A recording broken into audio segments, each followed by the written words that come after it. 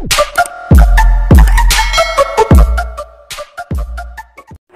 mga master! Welcome back again to our channel. Panibagong araw, panibagong kabanata na naman ang pagsamasamayin natin ngayong araw na ito. At kung bago ka sa ating channel, pag-click ang subscribe button and hit the notification bell para updated kayo sa ating mga susunod na videos. So mga master, bago natin simulan ang ating kabanata ngayong araw na ito, huwag po sana natin skip yung ads mga master no, dahil malaking bagay na po yan sa ating munting channel. So simulan na natin kabanata ngayong araw na ito. Let's go! Kabanata 2016 hanggang 2035. Kabanata 2016. Mga lalaki. Sigaw ni Zane. Kaagad, isang pangkat ng mga alagad mula sa sekta ng sacerdotal ang lumitaw sa harap niya. Pagkatapos, inutusan niya, lahat kayo, singilin sa golem. Ano? Nagyelo sila. Nang makita ang isang malakas na magsasaka na napatay, hindi sila tiwala sa pagdaan sa golem. Walang dapat matakot, walang paraan na hindi ka makakapasa sa napakaraming pagpunta sa iyo. Sama-sama, nag-order si Zane. Naunawaan, naririnig iyon, madali na sila. Kaagad, tumungo sila patungo sa golem, habang sinundan ni Zane ang malapit sa likuran. Ang iba ay hindi kumilos ng walang ingat ngunit naobserbahan ang sitwasyon sa halip. Pagdating nila ng ilang metro ang layo mula sa golem, tinawag ng mga alagad ang lahat ng kanilang lakas at sumugod patungo sa golem ng napakabilis. Sa sandaling iyon, lumipat ang golem. Pagkatapos, iniwas nito ang taybak sa kamay nito, na kinawahan ang mga nangahas na lumapit. Samantala, kinuha ni Zane ang pagkakataon at dumaan sa golem habang ang kanyang mga alagad ay napatay, sa gayon ay naging unang pumasa sa unang hadlang. Nang makita ito, natanto ang mga mukha ng karamihan. Maglipat tayo. Charge. Sa sandaling iyon, maraming sisingilan patungo sa golem. Di nagtagal, libo-libo ang nag-scrambling upang maipasa ang unang hadlang. Ang ilan ay napatay, samantalang ang iba ay dumulas sa pagkakahawak ni golem.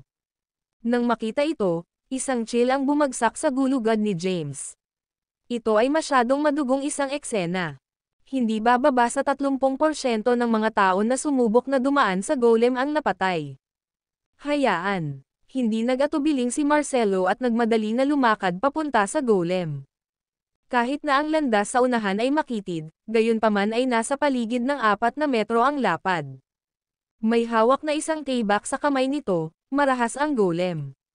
Ang pamamaraan ng taybak nito ay hindi nagkakamali, ang bilis nito ay pambihira. Ang mga hindi maaaring yumigtad sa oras ay napatay sa lugar. Ang ilang mga maswerte na pinamamahalaang upang maipasa ang unang hadlang ng madali. Parami ng parami ang gumawa ng kanilang mga pagtatangka. Ang celestial na tirahan ay masyadong nakakaakit. Kahit na maaaring mawala ang kanilang buhay, at ang kanilang mga katawan, ay mawawala sa wala, gayunpaman ay napunta sa lahat ng pag-asang makuha ang paninirahan sa langit. Si James, nakabilang sa karamihan ng tao, ay bumagal at napansin ang mga paggalaw ng golem. Kung paanong sinaktan ng golem ang ilang mga individual sa kaliwa nito, inagaw ni James ang pagkakataon at nadulas sa pamamagitan ng pagkakahawak nito, sa gayon ay nagtagumpay sa pagpasa sa unang hadlang. Parami ng parami ang sinubukan ang pagpasa sa unang hadlang. Bagaman mayroong halos 10,000 mga mapaghamon sa simula, 7,000 lamang ang naiwan sa ngayon. Gaano kalupitan, bulong ni James. Ito ay simpleng nakakatakot. Ilan ang may iwan sa oras na nakarating sila sa ika-9 na hadlang. Gayunpaman, ang celestial na tirahan ay talagang isang hindi mabibili na kayamanan. Hanggat isang pagkakataon na ipinakita ang sarili, itatapon nila ang kanilang buhay sa isang sandali. Habang ipinapasa nila ang unang hadlang, dahan-dahan ang pinindot nila. Samantala, sina James at Marcelo ay nasa pinakamalayo sa likod. Bulong ni Marcelo, ang susunod na ilang mga hadlang ay hindi masyadong mahirap. Hindi na kailangan nating magmadali ng mga bagay. Kapag naabot namin ang isang hindi malulutas na hadlang, magsasagawa kami ng iba pang pagpipilian upang makuha ang paninirahan sa Celestial. Panipi. Sinulyapan siya ni James at malamig na sinabi, mas malakas ka kaysa sa akin. Kapag nawasak natin ang lahat, hindi ako manindigan laban sa iyo. Hindi ba ito gagawing may-ari ng sekta ng Celestial? Panipi. Inilaan ni Marcelo na puksain ang lahat dito, Samantalang hindi sumasang-ayon si James, na naniniwala na ang gayong plano ay hindi makatutuhanang.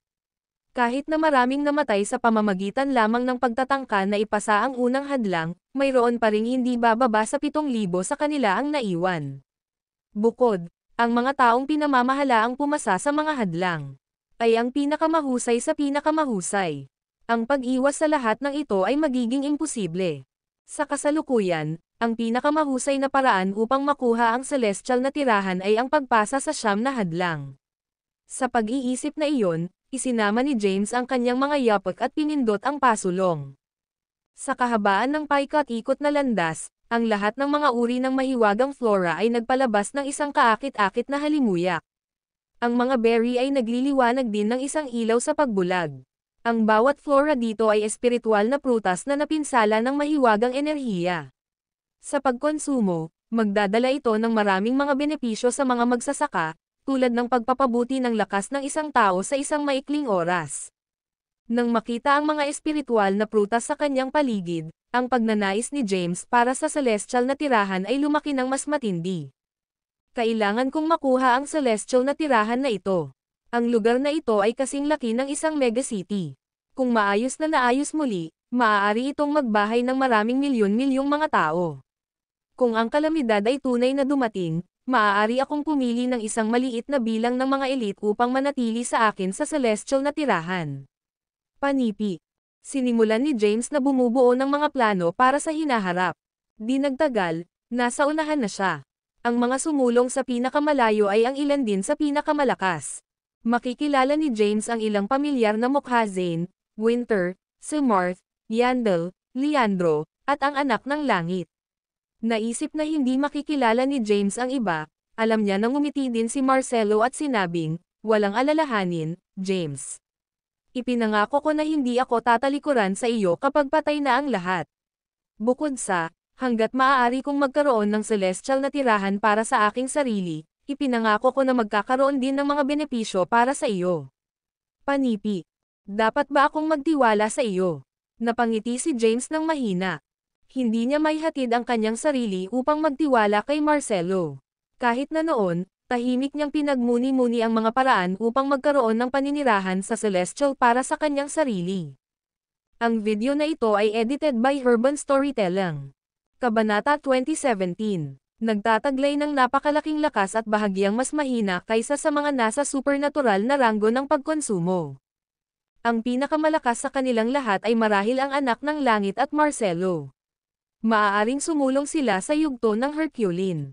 Gayunpaman, maaari ba silang tunay na mapuspos ang lahat sa kanilang sarili? Nag-alinlangan si James. Kahit na tumawid sila sa ranggo ng Herculean, hindi nila maiiwasan ang lahat dito. Di nagtagal, nakarating sila sa pangalawang hadlang. Mayroong ilang mga kakaibang bato na malapit sa kalsada. Habang papalapit sila, lumipat ang mga bato at nabuo ang isang mahiwagang bilog, na tinatapakan ang lahat sa loob. Habang ang mahiwagang bilog ay nakapaloob sa isang manipis na ambon, mababa ang kakayahang makita. Swish! Sa sandaling iyon, naririnig ni James ang tunog ng isang alon ng enerhiya ng Tayback. Dali-dali siyang nag-dodge. Bilang enerhiya ng Tayback na halos hiniwa ang kanyang leeg. Kahit na-dodge niya ang pag-atake, ang kanyang leeg ay scratch, at mayroong isang madugong sugat dito. Kahit na pinamamahalaang niya na yumigtad sa oras, ang parehong hindi masasabi tungkol sa isang overworld outsider sa likuran niya. Ang katawan ng lalaki ay tinusok, at sumabog ang enerhiya ng Tayback sa loob ng kanyang katawan, sinira ang kanyang katawan sa 1,000,000 piraso. Nang makita ito, huminga ng malalim si James. Sinimulan niyang i-scan ang kanyang paligid habang nasa mataas na alerto. Arg! Pagkatapos, dumating ang tunog ng isang nakapangangilabot na hiyawan. Nahuhumaling ang mukha ni James. Ito ay simpleng malupit. Kung hindi siya binigyan ng pansin kahit sa isang maikling sandali lamang, mawawalan siya ng buhay. Tulad ng wala siyang nalalaman tungkol sa mga magic bilog, maaari lamang siyang magmarcha kasama ang karamihan. Swoosh! Ang isang sunod-sunod na lakas ng Tayback ay sumabog. Bagaman marami sa harap niya ang namamahala sa oras, ang mga hindi nasaktan at namatay halos kaagad. James, isang tinig ang nagmula sa malayo. Tumalikod si James upang makita si Marcelo na naglalakad papunta sa kanya ng madali. Hinawakan ni Marcelo ang kanyang braso at sinabing, "Mag-ingat, malakas ang magic bilog na ito. Mawalan ng pansin sandali at mawawalan ka ng buhay. Alam ko ang isang paraan, sundan mo ako." Panipi. Matapos siyang magsalita, hinawakan niya ang braso ni James at umalis. Malambot at makinis ang kanyang kamay. Ito ang unang pagkakataon na si James ay nasa malapit na pakikipag-ugnay kay Marcelo. Maamoy niya ang nakakaakit na samyo na pinalabas niya, na higit na nakakagulat kaysa sa pabango ng isang babae. Ayoko nang magpatuloy. Tumigil ako. Panipi. Ang video na ito ay edited by Urban Storytelling. Kabanata 2018. Huwag mo akong iwan. Maraming mga sumisigaw na hiyawan ay nagmula sa loob ng mahiwagang bilog. Ang ilan na nagpabiye sa kanilang bantay ay agad na napatay ng enerhiya ng tebak. Hindi nais na alalahanin ang kanyang sarili sa mga fate ng iba, si James ay umalis sa tabi ni Marcelo. Si Marcelo ay bihasa sa mga magic bilog. Hawak si James sa pamamagitan ng kanyang braso, dumaan sila sa manipis na fog. Bukod, dahil ang kanyang pakiramdam ng Akeman ay malakas, maaari niyang maramdaman ang paggalaw ng enerhiya ng tebak, sa gayon pinapayagan silang yumigtad ang mga pag-atake ng madali. 10 minuto ang lumipas, at ang manipis na fog ay nawala. Naglakad sina Marcelo at James sa The Magic Circle. Sila ang unang gumawa nito. Lumingon si James upang tumingin sa mga mahiwagang bato at huminga ng malalim. Kung hindi para sa tulong ni Marcelo, hindi siya lalabas sa magic bilog. Maaaring namatay siya sa loob. Salamat. Bihira siyang nagpakita ng kanyang pasasalamat. Gayunpaman, sa oras na ito, talagang nagpapasalamat siya sa tulong ni Marcelo. Naniniwala si James na si Marcelo ay isang medyo mabait na tao.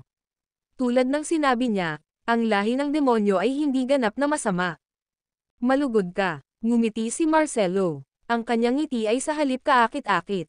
Para sa isang maikling sandali, naisip ni James na siya ay isang babae. Ikaw ba ay isang lalaki o babae? Tanong ni James. Ano sa palagay mo? Tumingin si Marcelo kay James at hinawakan ang kanyang kamay, inilipat ito sa kanyang lugar ng dibdib. Bakit hindi mo subukan na hawakan ang mga ito? Nagmamadali si James na napalaya at ngumiti ng awkwardly, huwag alalahanin, kalimutan na tinanong ko. Pagkatapos, inilipat niya ang paksa, nagtanong, bakit mo ako inilabas sa magic bilog? Kung iniwan mo ang iyong sarili, mas advanced ka pa kaysa sa iba at maaaring potensyal na ang unang pumasa sa siyam na hadlang. Maaari kang maging isa upang makuha ang celestial na tirahan. Panipi. Kumurap si Marcelo at sinabi na nakangiting, iyon ay dahil ako ay miyembro ng lahi ng demonyo, at ang iyong katawan ay nagtataglay ng marilag na enerhiya ng demonyo. Sa makatuwid, ang iyong katawan ay kabilang sa lahi ng demonyo. Sa hinaharap, maaari rin tayong maging bahagi ng parehong pamilya. Panipi.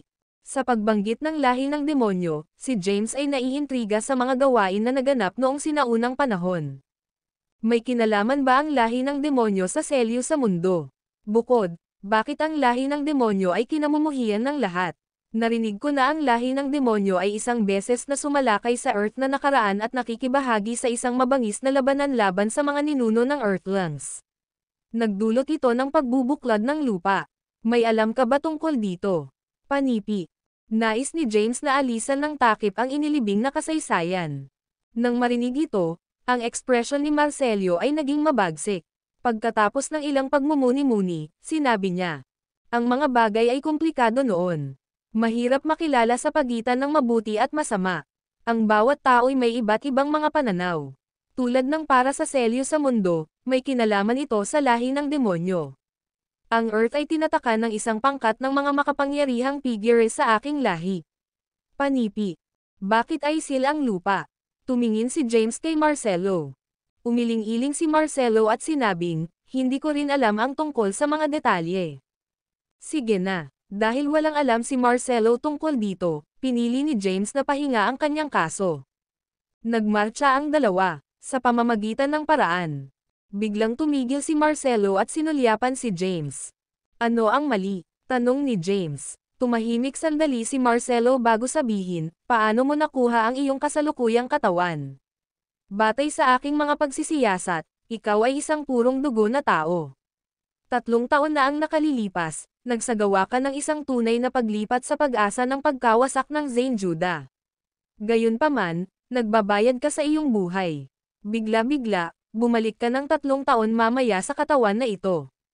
Nagtataka si Marcelo. Matapos ipagbigay alam tungkol sa kondisyon ni James, lalo siyang gumamit ng isang kayamanan upang makipag-ugnay sa kanyang Panginoon sa demonyong kaharian.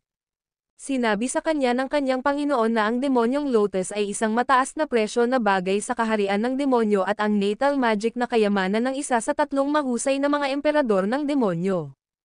Ang emperor ng demon ay ang kataas-taasang pagiging nasa kaharian ng demonyo. Kahit nasa gitna ng libo-libong mga mundo, tumayo sila sa tuktok ng pyramid ng kapangyarihan. Hindi maintindihan ni Marcelo kung paano pinamamahalaang ni James na makakuha ng ganoong kayamanan. Ang video na ito ay edited by Urban Storytelling. Kabanata 2019. Ang Emperor ng Demon ay ang kataas-taasang pagiging nasa kaharian ng demonyo. Ang kanyang mana ay magiging mas kahanga-hanga kaysa sa celestial na tirahan na ito. Gayunpaman, ang mga ito ay nahulog sa mga kamay ng isang tao. Hindi maiwasang makaramdam si Marcelo. Samantala, nanatiling tahimik si James. Wala siyang ipinahayag tungkol sa tagapag-alaga, ang kamara ng mga banal na kasulatan, at ang kanyang katawan. Ayaw na magbahagi ng impormasyon sa akin. Tumingin si Marcelo kay James. Sinabi ni James, hindi ka nagkakaintindihan. Ito ay lamang na komplikado ang sitwasyon, at wala ako sa posisyon upang maihayag ng labis. Panipi. Dahil ayaw ni James, hindi na nagtanong si Marcelo. Ang dalawa ay patuloy na nagmamarcha sa paikot-ikot na landas. Ang mga bato sa lupa ay kumikislap ng isang malabong ilaw, at ang mahiwagang enerhiya ay umuusbong mula sa loob. Gayunman, hindi na nagulat si James nang makita ito. Lahat ng bagay sa loob ng celestial na tirahan ay nagkakahalaga ng isang kapalaran, maging ang lupa at mga bato nito. Dahil dahan-daang lumakad ang dalawa, may nagawang makahabol. Ito ay anak ng langit na naniniwala na siya ang una sa labas ng magic bilog. Gayunpaman, sa oras na siya ay naglalakad dito, napagtanto niya na naroon na sina James at Marcelo sa harap niya. Nakakakita ito, dumilim ang kanyang mukha, at may nakamamatay siyang ekspresyon. Tinukso siyang puksain ang mga ito nang makita na iniwan nila ang magic bilog sa harap niya. Gayunpaman, pagkatapos ng ilang pag-iisip, nagpasya siya laban dito. Hindi siya nagmamadali na gawin ito. Pagkatapos ng lahat, hindi huli na upang gumawa ng isang paglipat lamang matapos na maipasa ang dalawa sa susunod na ilang mga hadlang. Napansin din ni James at Marcelo ang anak ng langit na nahuli. Napangiti si Marcelo ng mahina at sinabing, hindi masama, upang isipin na pinamamahalaang niyang makahanap ng isang paraan sa labas ng magic bilog sa isang maikling oras. Bulong ni James, maaaring tumawid siya sa ranggo ng Herculean. Mag-ingat na huwag mahulog para sa kanyang mga traps. Panipi. Nang marinig niya ito, ngumiti si Marcelo. Walang dapat alalahanin tungkol sa isang Herculean. Upang maging lantad sa iyo, kahit na ang isang Herculean ay hindi mapigilan sa mundo, wala siyang higit pa sa isang hindi gaanong kahalagahan na nilalang sa konteksto ng mas malawak na mundo. Ang isang tunay na makapangyarihang individual ay maaaring puksain siya ng isang solong daliri. Panipi. Matapos makaranas ng maraming mga ordeal, naintindihan ni James na ang paglilinang ay walang alam na mga hangganan. Sa kanya, ang isang Herculean ay isang walang kapares na pagkatao. Gayunpaman, iyon ay dahil siya ay ignorante. Hindi pa siya nakakita ng isang tunay na makapangyarihang figure. Ngunit huwag kang mag-alala, aliwin siya ni Marcelo. Sa iyong kasalukuyang pisikal na katawan at ang demonyong Lotus na mayroon ka, makakakuha ka ng karapatang lumitaw bilang katumbas ng mga kataas-taasang nilalang na ito sa lalong madaling panahon. Pagkatapos ng lahat, hindi ka ordinaryong tao. Panipi. Si Marcelo ay naiinggit kay James. Say, kung paano kita naiinggit sa iyo. Gusto kong makuha ang demonyong Lotus din. Mas malaki ito kaysa rito. Celestial na tirahan. Panipi. Kinuha ni James ang kanyang ilong. Alam niya kung gaano kalakas ang kanyang katawan. Sa katunayan, malapit na siya sa pagiging walang talo. Habang nag-uusap sila, nahuli ang anak ng langit. Ang pagsulyap sa kanila, simpleng pinadali niya ang kanyang mga yapak at naabutan sila. Madali na sinabi ni James, dapat tayong gumalaw. Hindi natin siya papayagan na makarating doon sa harap namin. Panipi. Pinigilan siya ni Marcelo at sinabi habang nakangiti, bakit nagmamadali? Nasa pangalawang hadlang lang kami. Maniwala ka sa akin, habang tumataas ang kahirapan sa bawat pagdaan ng hadlang, hindi niya magagawang isulong iyon ng madali. Panipi. Si Marcelo ay hindi nag-aalala. Nang makita ito, mabagal lamang ni James ang kanyang bilis. Sa pamamagitan ng paraan. Ang video na ito ay edited by Urban Storytelling. Kabanata 2020. Tinanong ni James, narinig ko mula sa Overworld Outsiders na ang mga ninuno ng Earthlings ay naiwan sa 4 na banal na hayop. Gayunpaman, sila ay natampered. May alam ka ba tungkol dito? Panipi. Tumanggaw si Marcelo at sinabi, oo, kaunti. Tumingin sa kanya si James. Ipinaliwanag ni Marcelo, noong sinaunang panahon, ang mga nakipag-ugnay sa lahi ng demonyo ay may tatak bilang mga traidor. Matapos nating maisil ang lupa, ang mga inapo ng mga traidor ay nanatili sa mundo, isang planeta na binawian ng anumang espiritual na enerhiya. Gayunpaman, dahil alam ng mga ninuno ng mga traidor na ito na ang kanilang mga inapo ay mawawala sa sandaling natapos ang selyo, tinawag nila ang 4 na banal na hayop para sa kanilang kapakanan. Ang 4 na banal na hayop ay hindi ordinaryong nilalang, at kayong mga tao ay mahina pa rin upang maranasan ang mga pakinabang. Gayunpaman, ang ilang mga tao mula sa selyadong kaharian na ineksyon na enerhiya ng demonyo sa ang 4 na banal na hayop sa isang pagtatangka upang mademonyo ang mga lupa. Pagkatapos ng lahat, ang enerhiya ng demonyo ay may masamang epekto sa mga tao. Hindi lamang nakakaapekto ito sa iyong isip, ngunit kumakain din ito sa iyong kaluluwa. Sa huli, ikaw ay magiging isang demonyo na magpapatay ng mga inosenteng buhay tulad ng gusto mo bago mamatay ang isang kakila-kilabot na kamatayan. Bukod doon, ang potensyal ng mas malaki ang mga epekto. Panipi. Si James ay nakinig ng mabuti. Akala niya ang lahi ng demonyo ay ang mastermind sa likod nito. Lumitaw na siya ay nagkakamali. Sa anumang kaso, ang mga bagay ay komplikado noon. Bilang pinagmulan ng lahat ng mga mundo, ang Earth ay tinawag na progenitor star sa mga sinaunang panahon. Samantala, ang progenitor star ay inookupahan ng mga lupa sa oras na iyon, habang ang iba pang karera ay nagtangkang i-dislodge ang mga lupa mula sa lupa. Panipi. Hindi maiwasang tanungin ni James, ngunit bakit? Umiling-iling si Marcelo at sinabing, hindi ko rin alam. Minsan na tinanong ni James, narinig ko na ang Earth ay inookupahan ng lahi ng demonyo matapos ang isang mabangis na labanan. Ngunit bakit ang lahi ng demonyo ay nagtatakip sa lupa at umatras? Panipi. Hindi ko rin alam. Tinalakay ng dalawa ang mga gawain ng mga sinaunang panahon. Gayunpaman, hindi alam ni Marcelo ang tungkol sa mga detalye. Alam lamang niya na ang isang malalim na lihim ay nakatago sa ilalim ng lupa. Gayunpaman, ang mga nasa itaas lamang ng ranggo ng Emperor ang malalaman ang mga detalye. Dahan-dahan silang nagmarcha. Di nagtagal, nakarating sila sa paanan ng isang bundok. Bago ang mga ito ay isang tuwid na landas sa paligid ng 500 metro ang haba. Sa magkabilang panig ng landas, humigit kumulang na 500 golems ang tumayo roon, at bawat isa silang 2 metro. Nang makarating sila, napagtanto nila na ang anak ng langit ay nasa 100 metro na marka. Ang kanyang bilis ay pambihirang habang dodge niya ang mga pag-atake ng golems.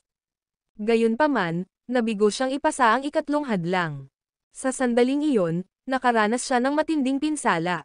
Tulad nito, wala siyang pagpipilian kundi ang mabilis na pag-urong at umupo sa isang lotus na posisyon sa lupa. Pagkatapos, kumonsumo siya ng isang nakapagpapagaling na elixir at catalyzed. Tunay na enerhiya. Sinulyapan siya ni Marcelo at sinabing, ngayon na nakarating kami sa 3 hadlang, magiging isang napakalakas na labanan mula ngayon. Para sa hadlang na ito, sa palagay ko kailangan lang nating dumaan sa golem formation. Panipi. Pagkatapos, kumalas siya sa kanyang braso. Ang materialized na tunay na enerhiya ay natipon sa kanyang palad at pumasok sa golem formation. Itinaas ng mga golem ang kanilang mga tibak at sinampal, na sinira ang totoong enerhiya sa wala. Nang makita ito, pinunasan ni James ang kanyang mga kilay, na nagsasabing, hindi ito magiging madali. Sa katunayan, ngunit ito ay isang piraso ng cake para sa akin. Tiwala sa kanyang sariling lakas, simpleng lumakad siya patungo sa golem formation. Pagkatapos, tinawag niya ang lahat ng kanyang lakas at sisingilan ng diretso. Sa sandaling pumasok siya sa pormasayon, agad na itinaas ng mga golem ang kanilang mga tibak at sinampal siya. Gayunpaman, tulad ng isang hindi kanais-nais na anino, binuksan ni Marcelo ang kanilang mga pag-atake ng walang kamali-mali. Mabilis siyang lumipat at mabilis na hindi malinaw na makita ni James ang kanyang mga paggalaw. Di nagtagal, dumaan si Marcelo sa 500 metro haba na pagbuo ng golem. Ang anak ng ekspresyon ng langit ay nagdilim nang makita niya ito. Ang video na ito ay edited by Urban Storytelling. Kabanata 2021. Si Marcelo ay masyadong malakas. Siya, ang anak ng langit, ay maabot lamang ang 100 metro na marka, samantalang si Marcelo ay madaling dumaan sa ikatlong hadlang. Matapos maipasa ang ikatlong hadlang, bumalik siya. Sa oras na ito, hindi siya sinalakay ng golem formation. Nang makabalik sa panig ni James at tinitingnan ang kanyang pipi na ekspresyon, ngumiti si Marcelo at sinabing, sa totoo lang, ang pagdaan sa golem formation ay hindi isang mahirap na pagsisikap. As long as your movements are agile, you should be able to dodge their attacks easily. Why don't you give it a try? Ako, tumingin si James sa mga golem sa harap niya. Hindi siya tiwala sa kanyang sariling lakas. Magpatuloy ka, sabi ni Marcelo, hindi ka ba mausisa kung hanggang saan ka makakapunta? Sige, kung gayon. Lumapit si James sa pagbuo ng golem at tiningnan ang mga golem. Pagkatapos, pinalaki niya ang tunay na enerhiya, tinawag ang lahat ng kanyang lakas, at sisingilan patungo sa golem formation. Sa sandaling siya ay lumakad sa pagbuo, isang tibak na nasakop ng nakasisindak na kapangyarihan ay bumagsak sa kanya. Bago pa man sila nakipag-ugnay kay James, nakakaramdam siya ng labis na presyon na lumapit sa kanya. Kahit na ang golem ay may malaking bilis, pinamamahalaang ni James na yumigtad ang pag-atake sa pamamagitan ng pagkuha ng isang sidestep. Sa sandaling iyon, isang pangalawang golem ang lumusot sa tibak nito. Inihalo ni James ang kanyang katawan at pinindot ang kanyang katawan laban sa lupa, dodging ang pag-atake. Tulad ng dodge niya ang pangalawang pag-atake, ang isa pang tibak ay bumagsak sa kanya mula sa lupa. Tulad ng isang tagsibol, tumalon siya sa hangin at tinakpan ang pag-atake. Sa sandaling pumasok siya sa pormasayon, binibigyang pansin niya ang kanyang paligid. Sa simula, ang mga pag-atake ng golem ay kalat at hindi maayos. Kaya, maaari niyang pigilan ang mga pag-atake gamit ang kanyang bilis ng reaksyon na nag-iisa. Habang ipinagpapatuloy niya ang pag-atake ng mga pag-atake, hindi nagtagal ay nakarating siya sa 50 metro na marka. Dumating siya roon, gayunpaman, tumindi ang pag-atake ng golem. Ang mga golem sa magkabilang panig ay marahas na lumusot ang kanilang mga tibak. Maging si James ay kailangang tawagan ang lahat ng kanyang lakas upang bahagya silang yumigtad sa kanila. Pagkatapos, ang kanyang likod ay sinaktan. Habang ang labis na kapangyarihan ay bumagsak sa kanya, bumagsak siya ng labis sa lupa bilang isang sobrang sakit na umatras sa buong katawan niya. Ito ay lubos na nakakaapekto sa kanyang bilis ng reaksyon. Bago siya mag-crawl, maraming mga espada ang lumapit sa kanya. Panikang, mabilis siyang nag-staggered paatras. Habang siya ay umatras, pinigilan ng mga golem ang kanilang mga pag-atake. Nakakahiya, lumabas si James ng pagbuo. Pinunasan niya ang bakas ng dugo sa kanyang mga labi at nagkibit balikat, maaari ko lamang maabot ang ilang metro sa karamihan, marahil 1/10 ng kabuoang paglalakbay. Imposibleng maipasa ang pormasyong ito. Panipi. Ngayon lamang alam ni James kung gaano kakilakilabot si Marcelo. Samantala, si Marcelo, ay mahigpit na naobserbahan si James.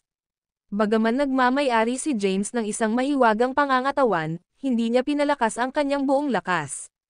Sa palagay ko magagawa mo ito. Ito ay lamang na mayroon ka pa upang ipakita ang iyong buong lakas. Sinabi ni Marcelo pagkatapos ng maikling pagmumuni-muni. Ganun ba? Nagdududa si James. Ang buong lakas niya. Tinutukoy ba niya ang kanyang tenacity at hindi kapani-paniwalang bilis ng pagbawi? Ano pa ang naroon? Nakatingin sa kanya si James. Tiningnan siya ni Marcelo at ipinaliwanag, matapos maranasan ang hamon sa aking sarili at pinagmamasdan ka habang sinubukan mong ipasa ang hadlang, hypothesize ko na ang pagbuo na ito ay kumikilos ayon sa lakas ng isang tao. Ang mas malakas ka, mas malakas sila. Panipi. Talaga. Nagtaka si James. Oo. Ang video na ito ay edited by Urban Storytelling. Kabanata 2022. Tumanggo si Marcelo at sinabi, ang mga primordial ay ang nag-iwan sa celestial na tirahan. Ito ay dapat na isang piraso ng cake. Hayaan akong ibigay sa iyo ang ilan sa aking mga pamamaraan. Dapat mong maipasa ng madali ang hadlang. Panipi. Sakto, ang anak ng langit ay tumayo. Kahit na siya ay nabigo sandali na ang nakalilipas, mayroon na siyang isang magaspang na pag-unawa sa pagbuo. Pagkatapos, sinubukan niya ang paglabag sa mga panlaban ng mga formula. Sina James at Marcelo ay sinusunod siya ng mabuti. Ang anak ng langit ay sisingilan sa pagbuo at dodged isang sunod-sunod na pag-atake ng walang kamali-mali. Di nagtagal, nasa kalahati na siya. Sa huli, isang dosenang golems ang sumalakay ng sabay-sabay. Samantala, ang anak ng langit ay nagsagawa ng isang hindi pangkaraniwang pamamaraan. Hindi mahalaga kung gaano karaming mga golem ang sumalakay sa kanya, nagawa niyang pigilan ang mga ito sa oras.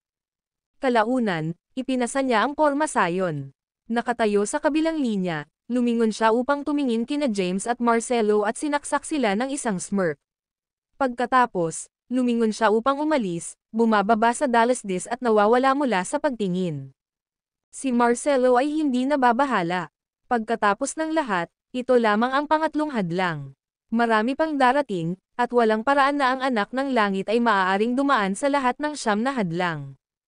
Tiningnan ni James si Marcelo at tinanong, sinasabi mo na bibigyan mo ako ng ilan sa iyong mga pamamaraan. Tumanggo si Marcelo at sinabi, kahit na malakas ka, hindi ka pa sumailalim sa opisyal na pagsasanay. Kaya, hindi mo magawa ang iyong buong lakas. Ngayon, umupo sa isang posisyon ng lotus sa lupa. Ginawa ni James ang sinabi sa kanya. Ipikit ang iyong mga mata at walang laman ang iyong isip. Mamahinga. Subukang madama ang iyong paligid sa iyong synergy, sabi ni Marcelo. Pagkatapos, bigla niyang sinaktan si James sa kanyang kamao. Gayunpaman, pinamamahalaang ni James na agad na yumigtad ang kanyang pag-atake. Tapos na, sabi ni Marcelo. Binuksan ni James ang kanyang mga mata at tiningnan si Marcelo, natigilan. Ngumiti si Marcelo at sinabing, ang aming mga mata ay may mga bulag na lugar, at ang aming mga pandama ay may isang maikling sandali ng pagkaantala. Kapag sinisingil mo ang pagbuo ngayon lamang, ginamit mo ang iyong mga pandama upang makita ang mga pag-atake. Pagkatapos, ipinadala mo ang impormasyon sa iyong utak, na pagkatapos ay gagawa ng paghuhusga. Gayunpaman, ang prosesong ito ay nangangailangan ng oras. Nagdulot ito ng iyong bilis upang pabagalin, sa gayon ay hindi pagtupad sa mga golem.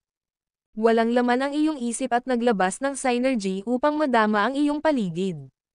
Hayaan ang katawan na gumawa ng sariling desisyon, hindi ang utak.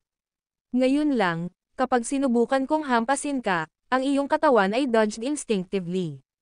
Iyon ay dahil ang iyong synergy ay nakaramdam ng isang nagbabantang-banta at nagsagawa ng isang nakakondisyon na reflex. Si James ay nakinig ng mabuti. Ang mga salita ni Marcelo ay tila nagbukas ng kanyang isipan. Huwag mo akong tingnan. Ito lamang ang mga batayan. Sa iyong kasalukuyang lakas, dapat mong maipasa ang ikatlong hadlang na walang problema sa sandaling master mo ang sinabi ko sa iyo. Gayunpaman, nangangailangan ng oras para malaman ng katawan na magsagawa ng isang nakakondisyon na reflex.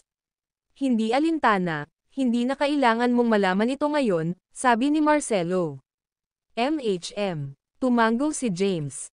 Sinabi ni Marcelo, kapag natapos ko ang pagsasanay sa iyo sa aking mga pamamaraan sa loob ng ilang araw, dapat mong maipasa ang ikatlong hadlang. Salamat. Nagpapasalamat si James sa kanya. Ngumiti si Marcelo at sinabing, nang walang karagdagang ado, magsimula tayo. Matapos siyang magsalita, lumitaw siya sa harap ni James sa isang mata at sinaktan siya. Bago magreaksyon si James, siya ay ipinadala na lumilipad at gumuho ng labis sa lupa, umungol sa sakit. Hoy, kahit papaano bigyan mo ako ng head up. Gumapang siya ng may malaking kahirapan. Gayunpaman, sa sandaling tumayo siya, agad na lumitaw si Marcelo sa harap niya at naglunsad ng sunod-sunod na pag-atake. Gayunpaman, kinokontrol ni Marcelo ang kanyang lakas. Si James ay wala sa anumang panganib. Ang video na ito ay edited by Urban Storytelling. Kabanata 2023. Sinasanay ni Marcelo ang mga reflexes ni James. Tandaan na huwag umasa sa iyong utak upang gumawa ng desisyon sa mga kritikal na sandali, James. Gumamit ng natural na mga reflexes ng iyong katawan, sabi ni Marcelo. Ito ay mahirap, panted si James. Ipinaliwanag ni Marcelo, kapag nalaman mo ang trick, magiging isang piraso ng cake. Bukod sa, hindi ko hinihiling na sanayin ka sa iyong buong katawan sa paggawa nito. Kailangan ko lang kayong ipasa ang ikatlong hadlang. Panipi. Susubukan ko ang aking makakaya. Kudlit. Nag-relate si James sa kanyang isipan at pinalabas ang synergy. Sa tulong ng kanyang synergy, ang mga nakapalibot na bagay sa malapit ay nagsimulang lumitaw sa kanyang isip. Minsan pa sumakit si Marcelo. Sensing ang kamay ni Marcelo, ang tilapon ng kanyang pag-atake na nasurf sa isip ni James. Gayunpaman, sa oras na ipinadala ang impormasyon sa kanyang utak, ipinadala na siya na lumilipad. Ang iyong pisikal na katawan ay malakas, at ang iyong mga kondisyon na reflexes ay mas mabilis kaysa sa isang ordinaryong tao. Kapag naramdaman mo ang aking pag-atake, ang iyong katawan ay dapat na dodge sa halip na maghintay para sa iyong utak na mag-isyo ng utos. Binigyan ni Marcelo ang payo ni James. Bagaman naintindihan ni James ang sinabi niya sa isang teoretikal na kahulugan, hindi niya ito magagawa. Tulad nito, maraming beses siyang binugbog. Matapos ang isang buong araw ng pagbugbog, gayunpaman, unti-unting napabuti siya, na dodging ang ilan sa mga pag-atake ni Marcelo. Pagkatapos, isang pangkat ng mga tao ang dumating sa golem formation. Lahat sila ay nangungunang mga magsasaka. Bukod sa iilan na naabot ang ranggo ng supernatural na ranggo, ang natitira ay hindi bababa sa pinakawalan ang ikawalong panloob na selyo ng kanilang mga katawan. Matapos dumating ang mga overworld outsider na ito, sinubukan nilang ipasa ang hadlang. Gayunpaman, hindi nila maaaring sa kabila ng pagkakaroon ng napakalaking lakas. Ang pinakamalakas na pinamamahalaang lamang na maabot ang 400 metro na marka bago pinilit na umatras. Samantala, nagpatuloy ang pagsasanay ni James.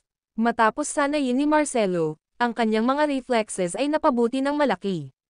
Gayunpaman, malayo pa rin siya sa paglipas ng pagpasa sa ikatlong hadlang. Unti-unti, parami ng parami ang dumating sa ikatlong hadlang. Gayunpaman, ang lahat ay nakulong doon. Di nagtagal, lumipas ang 3 araw. Samantala, kakaunti lamang ang pinamamahalaang upang maipasa ang ikatlong hadlang at bumaba sa Dallasdis. Kalimutan mo ako, Marcelo. Dapat kang dumaan sa iyong sarili. Sa iyong mga kakayahan, dapat mong makuha ang celestial na tirahan. Panipi. Si Alhau James ay nagsanay ng mahirap sa mga nakaraang araw, hindi pa rin niya maipasa ang ikatlong hadlang. Tinitigan siya ni Marcelo at pinukaw ang kanyang kilay, na nagbulong, hindi ito dapat, nagtataglay siya ng hindi kapani-pani walang mga pisikal na kakayahan. Bakit hindi niya magawa ang gayong madaling pag-asa? Panipi. Hindi siya sumuko, magkaroon ng isang upuan. Agad na nakaupo si James sa isang lotus na posisyon sa lupa.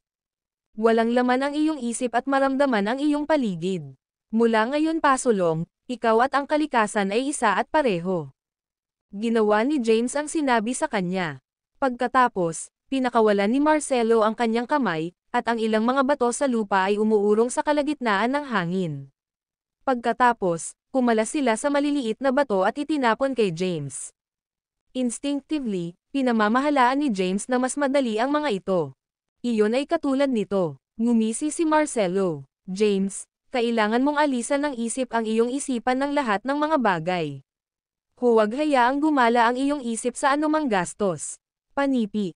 Tumayo si James. Sige pagkatapos, pumunta subukan ito ng isa pang pagsubok. Kung nabigo ka ulit, iiwan kita, sabi ni Marcelo. Hindi nais na bigan siya, tumanggaw si James at lumapit sa golem formation, huminga ng malalim upang pakalmayan ang kanyang sarili. Ang video na ito ay edited by Urban Storytelling. Kabanata 2024. Bibigyan ba ito ng isa pang pagsubok? Nagtataka ako kung ang Earth lang na iyon ay maaaring pumasa sa ikatlong hadlang. Marami ang nagtipon sa pamamagitan ng ikatlong hadlang pagkatapos ng hindi pagtupad. Nagtataka silang lahat kung magagawa ni James kung ano ang hindi nila magagawa. Inalis ni James ang kanyang isipan at tinanggal ang lahat ng mga impurities bago gumawa ng isang hakbang pasulong. Kasabay nito, pinalabas niya ang synergy na naramdaman ang kanyang paligid, at ang bawat paggalaw ng mga golem ay lumitaw sa kanyang isipan. Malinaw niyang makita ang tilapon ng kanilang mga pag-atake, sa gayon pinapayagan siyang yumigtad ng maaga. Habang siya ay nag-dodge ng maligaya, pinindot niya ang pasulong. Di nagtagal, siya ay nasa 200 meter mark. Gayunpaman, ang bilis ng pag-atake ng golems ay pinabilis. Kahit na maramdaman ni James ang kanilang mga papasok na pag-atake, hindi niya maiiwasan ang mga ito sa oras. Ang kanyang balikat ay sinaktan, na nagpapadala ng labis na sakit sa buong katawan niya. Samantala, nagpapakita siya ng mga palatandaan ng pagbagsak. Matapos masaktan ng isang beses, nagdusa si James ng maraming pinsala mula sa mga golem.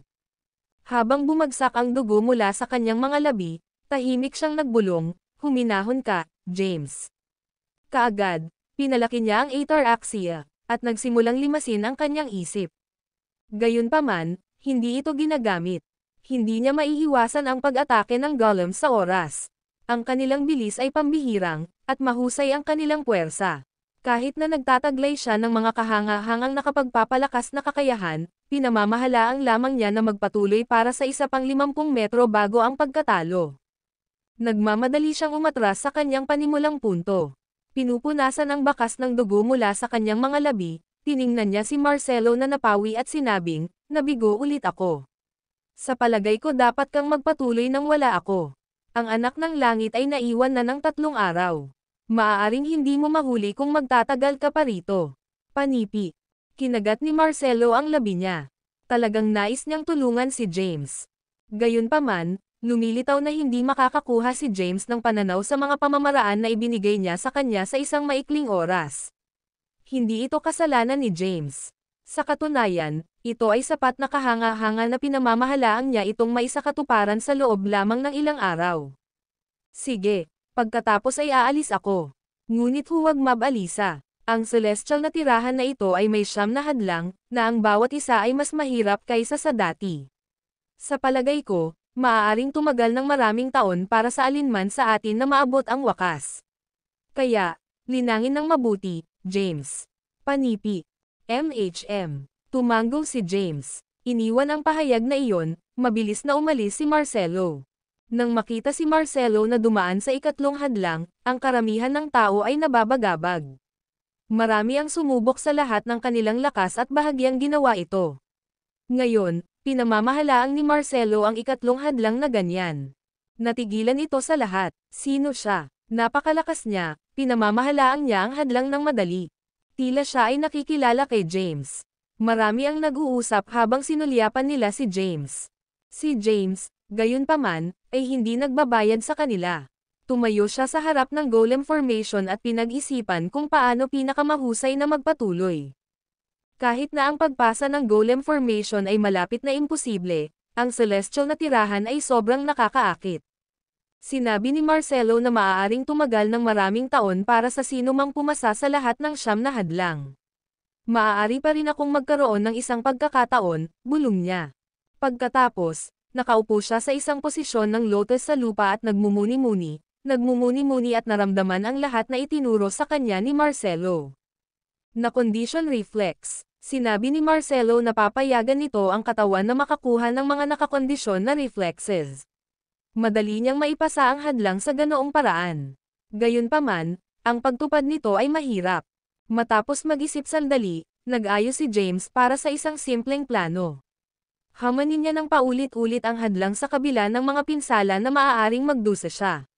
Pagkatapos ng lahat, nilinang niya ang Notary Golden Body CD, at ang golem formation ay ang perpektong lugar upang sanayin ang kanyang pisikal na katawan. Naniniwala si James na ang kanyang katawan ay kalaunan ay matutunan upang makuha ang nakakondisyon ng kakayahang reflex mas maaga o huli matapos na mapuko ng maraming beses kung kinakailangan. Ang video na ito ay edited by Urban Storytelling. Kabanata 2025. Hindi nababahala si James tungkol sa kanyang pansamantalang pag-aalsa. Mayroon na siyang plano sa paglilinang. Sa kanyang palagay, kailangan lang niyang subukan ng paulit-ulit na linangin ang kanyang pisikal na katawan. Maaga o huli, tiyak na maipasa niya ang ikatlong hadlang. Kahit na hindi niya nakuha ang celestial na tirahan sa huli, makakakuha siya ng napakalaking sa pamamagitan ng pagpapabuti ng kanyang lakas. Matapos ang pag-pause para sa isang maikling pahinga, sinisingil niya muli ang golem formation. Sa oras na ito, napunta siya rito na hindi ipasa ang hadlang sa isip, ngunit sa halip na linangin ang kanyang pisikal na katawan. Di nagtagal, nakarating siya sa 200 meter mark. Pagkatapos nito, ang bilis ng pag-atake ng golems ay tumaas ng labis na hindi na makakasunod si James. Sa isang maikling oras, nagdusa siya ng maraming sugat. Ang mga swords ng bato ng golems ay hindi matalim at hindi maaaring magdulot ng anumang mga panlabas na pinsala. Gayunpaman, ang kanilang puwersa ay mahusay, at si James ay gumuho sa lupa ng paulit-ulit. Katulad nito, kasama ang kanyang pisikal na katawan lamang, pinamamahalaang niyang pindutin para sa 100 metro. Matapos makarating sa 300 metro na marka, ang bilis at lakas ng golems ay tumaas ng isang beses pa. Hindi na makapagpatuloy pa, maaari lamang umatras si James mula sa golem formation. Pagkatapos ay nakaupo siya sa isang posisyon ng lotus sa lupa at hinihigop ang enerhiya ng espiritual na Empyrean, na nagpapagaw sa nobelang gintong katawan na si CD upang mapangalagaan ang kanyang pisikal na katawan. Di nagtagal, ang mga pinsala sa kanyang katawan ay nakuhang muli, at ang kanyang lakas ay tumaas lamang ng bahagya. Pagkatapos, nagpatuloy siya sa pagsubok. Nagpapatuloy ito sa loob ng 3 buwan. Sa nakalipas na 3 buwan, higit pa ang natipon ng ikatlong hadlang. Mayroong humigit kumulang na 1,000 sa kanila. Gayunpaman, hindi maraming pinamamahala ang pumasa sa hadlang. Sa paligid lamang ng 100 pinamamahalaang upang maisakatuparan iyon. Sa mga pagbugbog sa nakalipas na ilang buwan, ang katawan ni James ay lumalakas na mas malakas, at ang bilis ng kanyang reaksyon ay bumuti. Ngayon, ang kanyang katawan ay may kakayahang likas na pag-atake sa sensing ng isang nagbabantang banta. Pagkalipas ng 3 buwan, gumawa ng isa pang pagtatangka si James. Tulad ng isang maliksi na isda sa tubig, lumapit siya sa paligid ng porma sayon. Di nagtagal, naabot niya ang 400 metro na marka. Nang makarating siya sa 400 metro na marka, hindi siya nasaktan. Gayunpaman, ang mga golem ay kasing bilis ng kidlat. Gayunpaman, pagkatapos ng 3 buwan na paglilinang, ang kanyang pisikal na katawan ay nagpalakas sa punto kung saan maaari niyang pigilan ang mga pag-atake ng walang kamali-mali. Nang makarating siya sa 450 metro na marka, nakaranas siya ng pinsala. Gayunpaman, hindi siya nagbabayad sa pinsala. Ang pagtawag sa lahat ng kanyang lakas, sisingilan siya patungo sa exit. Sa huli, matagumpay niyang naipasa ang ikatlong hadlang. Nang maipasa ni James ang ikatlong hadlang, huminto siya. Sa sandaling iyon, natakpan siya sa lahat ng mga bruises sa kanyang katawan. Gayunpaman, sila ay muling nabigyan ng mabilis. Di nagtagal, ang kanyang katawan ay ganap na hindi nasaktan. Nakatayo, lumingon siya upang tumingin sa pagbuo ng golem sa likuran niya. Pagkatapos, huminga siya ng malalim. Sa wakas ay naipasa ko ang ikatlong hadlang pagkatapos ng 3 buwan ng pagsisikap. Gayunpaman, mayroong 6 na hadlang ang natitira. Nagtataka ako kung nasaan ang anak ng langit at Marcelo ngayon. Panipi. Kahit na hindi alam ni James kung nasaan sila ngayon, alam niya na hindi pa nila maipapasa ang lahat ng 9 na hadlang at nakuha ang espiritu ng langit. Pagkatapos ng lahat, kung nangyari iyon, ang lahat ay mawawalan ng karapatan upang ipagpatuloy ang hamon. Dahil nagpapatuloy pa rin ang hamon, nangangahulugan ito na walang nakakapasa sa 9 na hadlang. Pinilit ni James. Di nagtagal, nakarating siya sa paanan ng isang bundok. May isang ilog sa paan ng bundok. Ang tubig nito ay malinaw na kristal, at maraming mga isda na malayang lumalangoy sa loob. Mayroon ding tulay na 100 metro ang haba sa ilog. Sa sandaling iyon, maraming tao ang tumatawid sa tulay na may malaking kahirapan. Ang ilan ay nagsimula lamang na tumawid, habang ang iba ay nasa kalahati na. Habang papalapit si James sa tulay, nagbulong siya, ito ba ang pang-4 na hadlang? Ang video na ito ay edited by Urban Storytelling. Kabanata 2026. Ito ay isang tulay na bato na itinayo mula sa puting granite. Matapos ang pagpos sandali, lumakad si James patungo sa tulay. Habang papunta siya sa tulay, bigla siyang nasobrahan ng malakas na presyon. Nararamdaman niya ang isang bundok na nagdurog ng kanyang mga balikat habang ang kanyang mga tuhod ay dahan-daang nagbigay daan, at gumuho siya sa lupa. Hindi mahalaga kung gaano kahirap sinubukan niyang bumangon, hindi niya magawa. Kaya, si James ay nanatiling namula sa tulay at huminga ng labis. Pagkaraan ng ilang oras, pinalaki niya ang totoong lunar at terra enerhiya sa loob ng kanyang katawan. Tulad ng pagkalat ng tunay na enerhiya ng lunar at terra sa buong katawan, tinawag niya ang kanyang pisikal na lakas at tumayo, na tinatablan ang napakalaking presyon. Crack! Napakaganda ng presyon na nagsimulang mag-crack ang kanyang balangkas. Gayunpaman, habang nagtataglay siya ng napakalaking kapangyarihan, pinamamahalaan niyang mapaglabanan ang presyon. Tulad ng itinaas niya ang kanyang paa upang gawin ang susunod na hakbang, ang kanyang paa ay kahit papaano nakadikit sa ibabaw ng tulay. Kahit gaano kahirap ang sinubukan niya, hindi siya makapagpalaya. Goddamn ito! Pinatawag ni James ang lahat ng kanyang lakas, at ang mga berdeng ugat ay nagsimulang mag-pop out sa kanyang leeg. Ang pawis ay bidad sa kanyang noo habang itinaas niya ang kanyang binti. Gayunpaman, lumitaw na ang ilang mahiwagang puwersa ay nakakabit sa kanyang paa, na pinipigilan siyang malaya. Pagkatapos, ang sobrang sakit na sakit ay nagmula sa kanyang mga hita.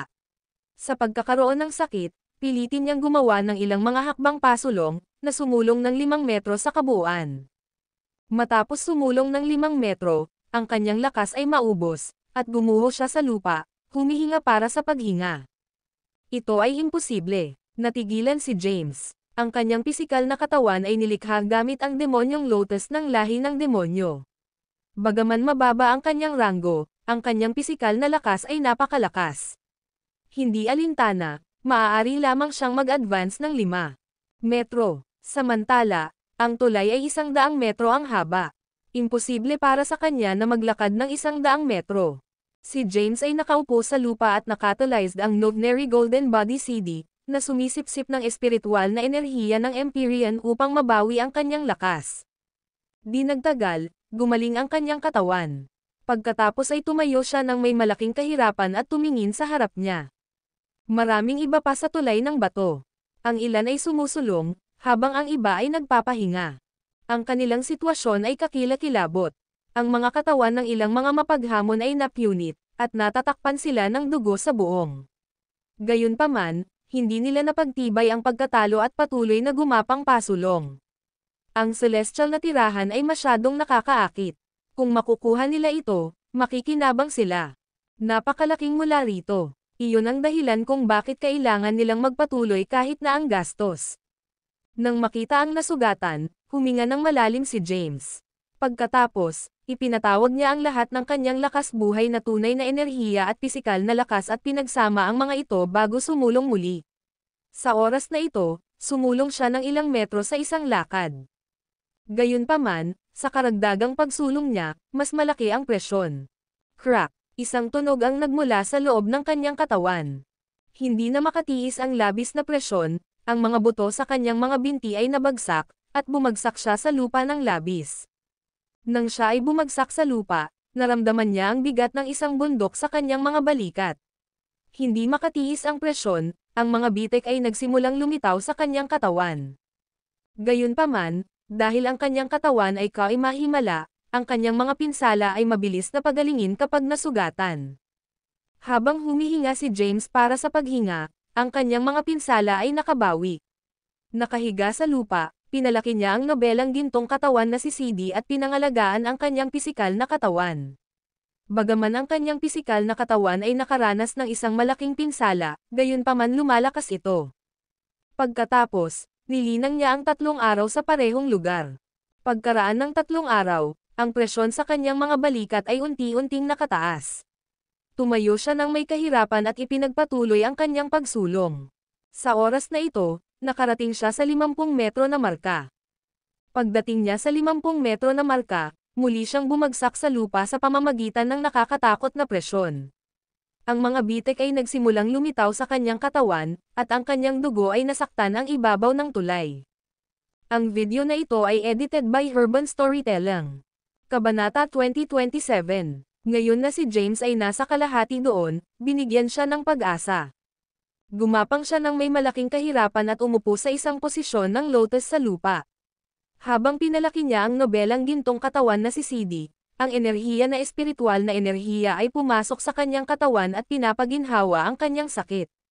Samantala, mayroong isang tao bukod kay James. Ang lalaki ay gumuho sa lupa at natatakpan ng dugo sa buong. Ang kanyang mga buto ay nasira, at nawalan siya ng kakayahang magpatuloy. Gayunpaman, ayaw umamin ang pagkatalo, pinindot niya, iniwan ang isang bakas ng dugo. Nang makita niya ito, sinabi ni James, huminto. Mawawalan ka ng buhay kung magpapatuloy ito. Panipi. Hindi ako susuko. Kahit na nawalan ako ng buhay, kailangan kong ipasa ang hadlang na ito at makuha ang celestial na tirahan. Ako ang magiging pinakadakila sa mundo, sagot ng lalaki. Nabigla si James sa kanyang pagkahumaling. Pagkatapos, hindi siya nagbabayad sa kanyang ngunit sa halip ay nakatuon ang lahat ng kanyang pansin sa paglilinang.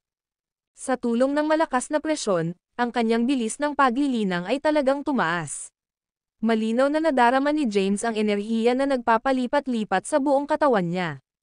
Matapos ang paglilinang, tumayo siya muli at sumulong ng 10 metro. Pagkatapos, hindi na ma-advance pa, huminto siya at nagpatuloy sa paglilinang. Katulad nito, titigil siya upang linangin habang sumusulong sa buong tulay. Sa huli, pinamamahalaan ni James ang ika-4 na hadlang.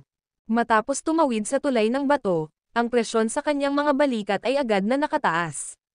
Kung wala ang pressure, maramdaman niyang gumaan ang kanyang katawan. Sa sandaling iyon, nagkaroon siya ng paghihimok na lumukso sa hangin.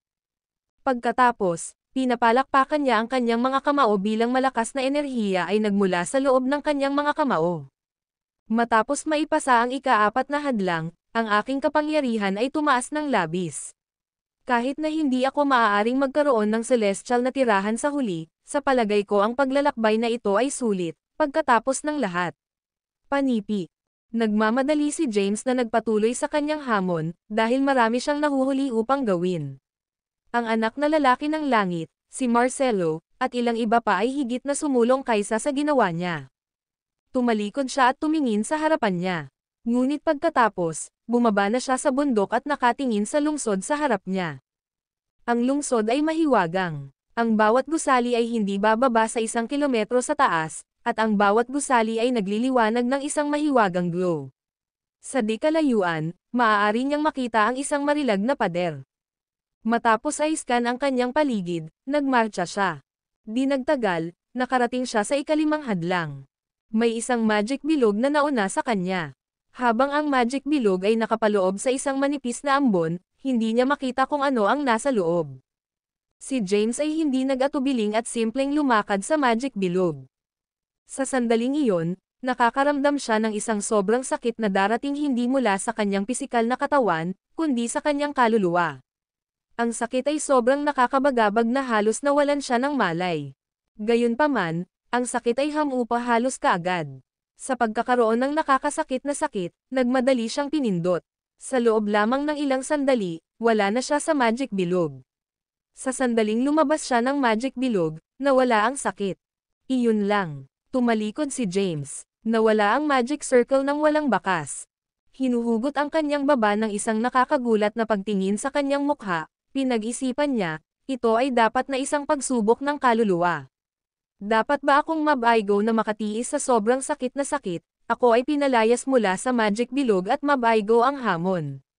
Panipi. Sa kabutihang palad, pinamamahalaan ko upang matiis ang sakit. Si James ay bahagyang nasisiyahan. Ito na ang ika-5 hadlang, at 4 lamang ang nanatili. Malapit na siya sa linya ng pagtatapos.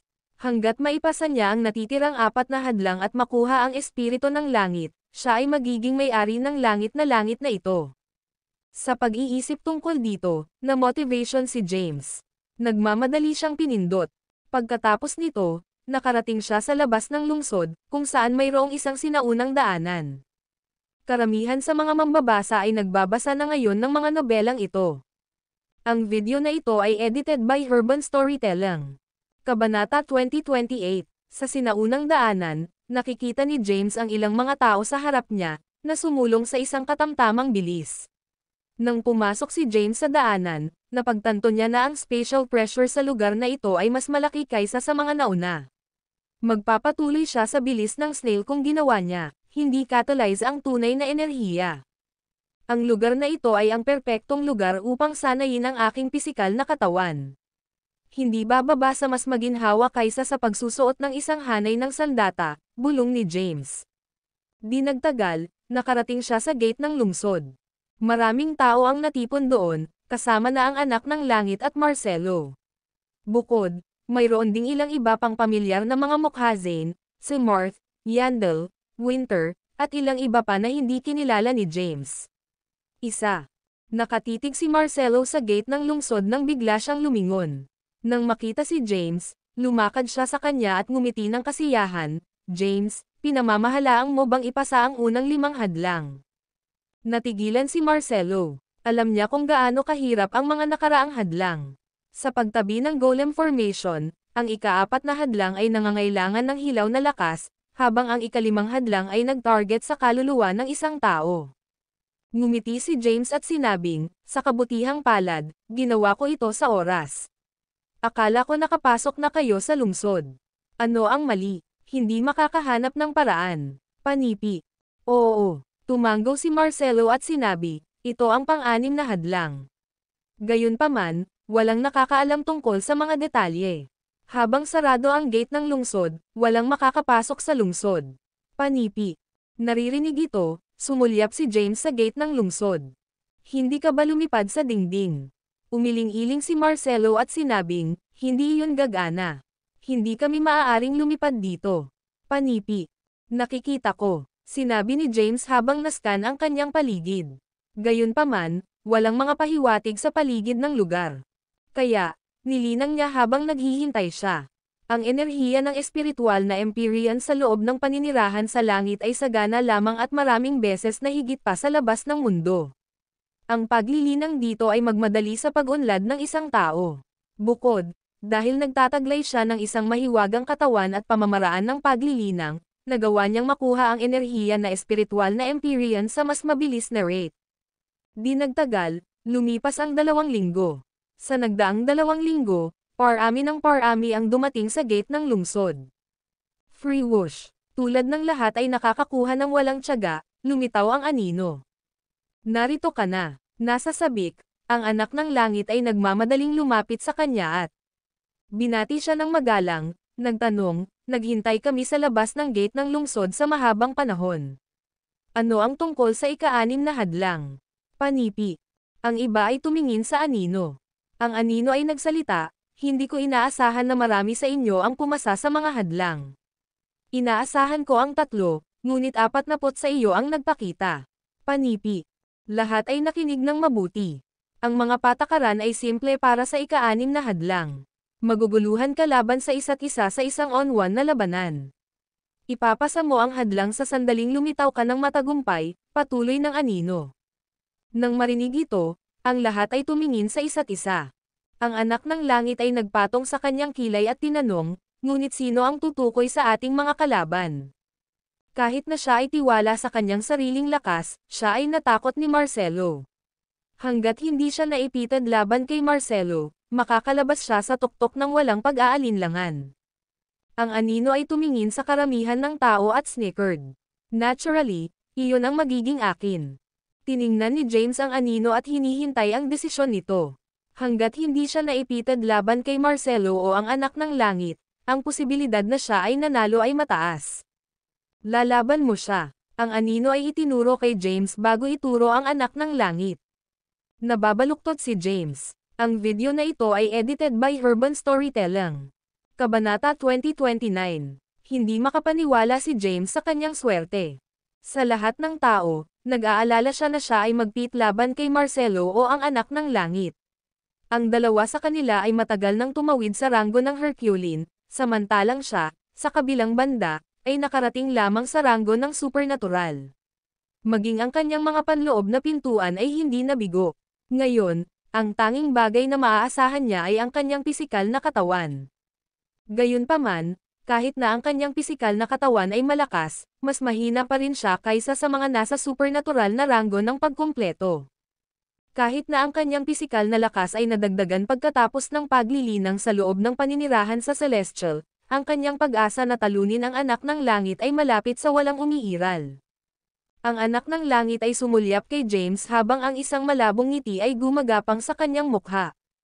Ang nag-iisang taong natatakot niya ay si Marcelo dahil hindi niya ito nakikita. Nang marinig niya na si James ang magiging kalaban niya, huminga siya ng isang buntong hininga. Tiyak na lalabas siya ng tagumpay. Naniniwala si James na ang desisyon ng anino ay hindi patas. Nais niyang makuha ang paninirahan sa Celestial, ngunit hindi niya nais na labanan laban sa anak ng langit. Maaari ko bang malaman kung paano gumagana ang pamamahagi? Itinalaga mo ba ang aming mga kalaban batay sa lakas? Ipinahayag ni James ang kanyang mga pagdududa. Ang anino ay hinalog ang ulo nito ng bahagya at sinabi, hindi, ito ay isang random na pamamahagi. Gayunpaman, dahil nagawa mo itong gawin dito, ang pagkakaiba-iba ng lakas sa pagitan mo at ng iyong kalaban ay hindi dapat maging mahusay. Karamihan sa ikaw ay magiging bahagyang mas mahina, kaya natural lamang na ipamahagi ang mga ito ng random. Mayroon ka bang mga pagtutol? Panipi. Ang anino ay tumingin sa direksyon ni James. Siyempre, humakbang si James at sinabing, ang aking base sa paglilinang ay mahina. Bukod dito, tumawid lang ako sa supernatural na ranggo, at ilalabas ko pa ang isang solong panloob na gate. Siya, sa kabilang banda, ay hindi bababa sa isang Herculean. Malaki ang pagkakaiba sa pagitan namin. Panipi. Ganun ba? Ang anino ay sumulyap sa anak ng langit bago tumingin kay James, gigalang. Sa kasong iyon, bakit hindi kita bibigyan ng karapatang tumalon ng diretso sa ikasyam na hadlang kung siya? Talaga, masayang-masaya si James. Tumalon ng diretso sa ikasyam na hadlang matapos talunin ang anak ng langit. Talunin mo. Kasalukuyan silang nasa ika-6 na hadlang. Kahit na ipinasa niya ang hadlang na ito, magkakaroon pa rin ng 3 higit pang mga hadlang sa unahan niya. Sa pamamagitan ng paglukso ng diretso sa ikasyam na hadlang, ang kanyang pagkakataon na makuha ang celestial na tirahan ay mataas. Si James ay sabik na subukan. Bagaman hindi niya alam kung gaano kalakas ang isang Herculean, naniniwala siyang tumayo siya ng isang pagkakataon. Tinatanggap mo ba ang hamon? Ang anino ay tumingin kay James. Sa katotohanan, naobserbahan nito ang kanilang mga aksyon mula sa likuran ng mga eksena. Bilang tool ng espiritu ng celestial na ito ay may malinaw na pag-unawa sa lakas ng lahat. Ang pagganap ni James sa kahabaan ng paraan ay masyadong nakikilala, lalo na kung gaano kabilas ang natutunan niya. Bukod, maiintindihan na ang katawan ni James ay naiiba sa iba. Ang 9 na hadlang ay naiwan ng nakaraang may-ari ng celestial na tirahan. Gayunpaman, walang garantiya na makukuha ng isang tao ang paninirahan sa langit sa pagpasa ng lahat ng 9 na hadlang. Mayroon pa ring mga labi ng kaluluwa ng dating may-ari sa loob ng lugar na ito. Kung wala ang kanyang pagkilala, walang sino man ang may karapatang magkaroon ng paninirahan sa celestial para sa kanilang sarili. Ang nakaraang may-ari ay naghahanap para sa isang tunay na henyo, isang tao na may napakalaking potensyal na maaaring makatanggap ng kanyang mana. Sa lahat ng mga tao, ang anino ay nakatingin kay James. Kahit na siya ay mahina noong sinimulan niya ang hamon, pinamamahalaan niya na makarating dito sa ika-6 na hadlang sa kanyang pagsisikap at hindi kapani-pani walang bilis ng paglilinang. Ngayon, nais nitong makita ang tunay na lakas ni James para sa kanyang sarili. Gagawin ko. Tumulo ang boses ni James. Paano niya may down ang gayong alok? Ito ang pinakamalapit na siya sa celestial abode. Dahil dito, hindi niya gagawin at hindi ma-down ang alok ng anino. Dapat mayroon kang isang nais na kamatayan. Ang anak ng langit ay sumulyap kay James at umungol. Kahit na hindi siya nasisiyahan sa pagkawasak ng anino, hindi niya inihayag ang kanyang mga iniisip. Matapos magpas siya sa unang matchup, tiningnan ng anino ang iba at patuloy na nagtatalaga ng mga kalaban. Ang video na ito ay edited by Herban Storytelling. Kabanata 2030. Humakbang si Marcelo at sinabing, hindi na kailangang mag-aksaya ng oras. Lalaban lang ako sa iba. Panipi. Natigilan, Tiningnan ng anino si Marcelo at tinanong, sinasabi mo ba na balak mong hamanin ang lahat dito? Oo, tumanggaw si Marcelo. Mabuti. Ang anino ay nagpalakpakan, gustong-gusto ko ang mga matapang na tao tulad mo. Kumusta naman ito? Kung maaari mong talunin ang lahat dito, bibigyan din kita ng karapatang sumulong sa ikasyam na hadlang kaagad. Panipi. Tandaan na panatilihin ang iyong salita, sabi ni Marcelo. Ang anak ng langit ay hindi nasisiyahan. Nang makita niya na may karapatan si Marcelo na mag-advance sa pangwakas na hadlang, humakbang siya at tinanong, ano ang karapatan niya na bibigyan ng gayong prerogative? Lahat ay nagpunta dito kasama ang aming pagsisikap at mahirap. Magtrabaho mag-isa. Bakit may karapatan silang mag-advance ng direkta sa panghuling hadlang? Tumututol ako dito. Panipi. Tumingin sa kanya ang anino at tinanong, nalulugod ka ba sa aking desisyon? Oo, sinabi ng anak ng langit na may pagpapasya, dapat din akong magkaroon ng karapatang hamanin ang lahat maliban sa kanya. Habang nagsalita siya, itinuro niya si Marcelo. Ito ay tiyak na komplikado ang mga bagay. Ang anino ay nawala sa pag-iisip. Tiningnan ni Marcelo ang anak ng langit at ngumiti ng mahina, na nagsasabing, bakit wala tayong away, kung gayon? Ang sinumang lumitaw ng tagumpay ay makakakuha ng karapatang pumasa sa hadlang. Panipi. Hinamon siya ni Marcelo sa isang tunggalian. Agad na hindi nasisiyahan si James. Ano ang kahulugan nito, Marcelo? Sa wakas ay may pagkakataon akong mag-advance sa panghuling hadlang kaagad. Hindi ka ba maglakas loob na komplikado ang mga bagay? Panipi. Ang kanilang pabalik-balik na inis ang anak ng langit. Sapat na. Umungol ang anino. Nang marinig ito, isinara ng lahat ang kanilang mga bibig. Matapos mag-isip sandali, sinabi ng anino, paano ito? James, lalaban mo muna ang anak ng langit. Kung manalo ka, makakapunta ka agad sa pangwakas na hadlang. Marcelo, lalaban ka sa natitirang mga mapaghamon. Kung manalo ka, makakapunta ka rin sa pangwakas na hadlang. Panipi. Tulad ng para sa iyo, anak ng langit, maaari kang magtungo sa susunod na hadlang sa sandaling manalo ka laban kay James. Gayunpaman, mayroon kang pagpipilian upang labanan laban sa lahat. Kung lumitaw ka ng matagumpay, makakapunta ka rin sa pangwakas na hadlang. Panipi. Pagkatapos nito, tiningnan nito ang iba. Ang parehong napupunta para sa natitirang bahagi mo. Maaari kang magtungo sa pangwakas na hadlang kaagad kung maaari mong talunin ang anak ng langit. Siyempre, maaari ka ring pumili upang labanan laban sa lahat. Mayroon bang mga pagtutol? Panipi. Ang boses ng anino ay umusbong. Lahat ay tumingin sa isa't isa. Walang sino man dito ay isang mahina, lalo na si Zane, si Marth, at ang mga nakarating sa ranggo ng supernatural consummation. Ang mga ito ay isang hakbang lamang ang layo mula sa pagiging Herculeans. Kahit na hindi nila maaaring magkaroon ng lakas upang labanan laban sa lahat, sila ay nanindigan laban sa anak ng langit lamang. Si Zane ang unang sumulong. Tiningnan niya ang anak ng langit at sinabing, haamon ko ang anak ng langit. Si Marth ay nagchimsa, ako rin. Ngumiti si Yandel, gusto ko rin siyang hamanin. Ang alok upang sumulong ng direkta sa panghuling hadlang ay masyadong nakakaakit. Kahit na ang kanilang kalaban, ang anak ng langit, ay isang Herculean, lahat sila ay mga magsasaka sa ranggo ng supernatural na pagkonsumo. Iyon ang dahilan kung bakit pinili nilang kunin ang panganib. Bukod dito, tiwala sila sa kanilang sariling lakas dahil nilinang nila ang kanilang mga kasanayan sa martial art. Maaaring hindi sila mawala laban sa anak ng langit sa isang away. Pinipili kong lumaban sa iba. Sa sandaling iyon, isang boses ang dumating. Agad na tumalikod ang lahat. Ang video na ito ay edited by Urban Storytelling. Kabanata 2031.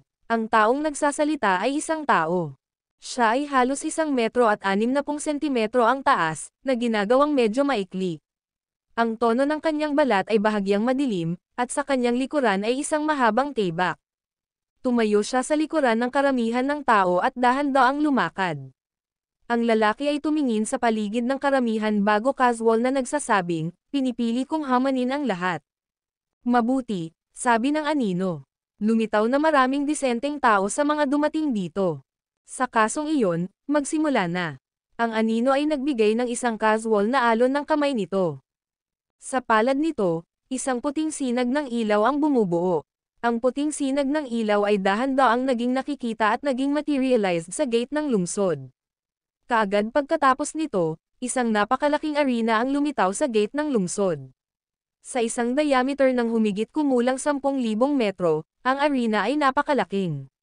Sa paligid ng arena, mayroon ding ilang mahiwagang singsing ng ilaw. Ang anino ay nagpatuloy, ito ay isang tugma sa kamatayan. Kung ang isang tao ay hindi sang-ayon sa pagkatalo, dapat patayin ng isang tao ang ibang tao upang maituring na naipasa ang checkpoint. Panipi. Mahinang tumango ang karamihan. Bawat hakbang hanggang sa puntong ito, nalaman nila kung gaano ito brutal na dumaan sa mga checkpoints. Ang pinakamaliit na paghuhugas ng paghuhusga ay magreresulta sa kamatayan. Sino ang unang pupunta? Ang anino ay nascan ang karamihan ng tao bago ituro si James at sa wakas ang anak ng langit. Kayong dalawa ay mauna, sinabi nito. Sa sandaling natapos na itong magsalita, ang anak ng langit ay tumalon at agad na lumitaw sa arena. Nang malapit nang magpatuloy si James sa arena, lumakad si Marcelo, tumingin kay James, at tinapik siya sa kanyang balikat. Sinabi niya, mag-ingat ka. Kung hindi ka makikipagkompetensya sa kanya, sumuko. Laging may pag-asa hanggat buhay ka. Panipi. Binigyan siya ni Marcelo ng isang banayad na paalala. Ang katawan ni James ay espesyal, alam niya, ngunit sa huli, napakababa pa rin ng ranggo ni James. Nagkaroon ng isang makabuluhang pagkakaiba sa ranggo sa pagitan niya at ng anak ng langit. Sa isang tunay na laban, ang pagkakataon ni James na manalo ay payat. Tumango si James at sinabing, sige, mag-iingat ako. Matapos niyang sabihin iyon, lumingon siya at tiningnan ang napakalaking arena sa harap niya. Sa isang flash, tumalon siya at lumitaw sa arena. Sino ang mananalo? Si James ay marahil ay walang tugma para sa kanya, di ba? Tiyak na hindi siya tugma para sa kanya. Nakipaglaban ako sa kanya dati.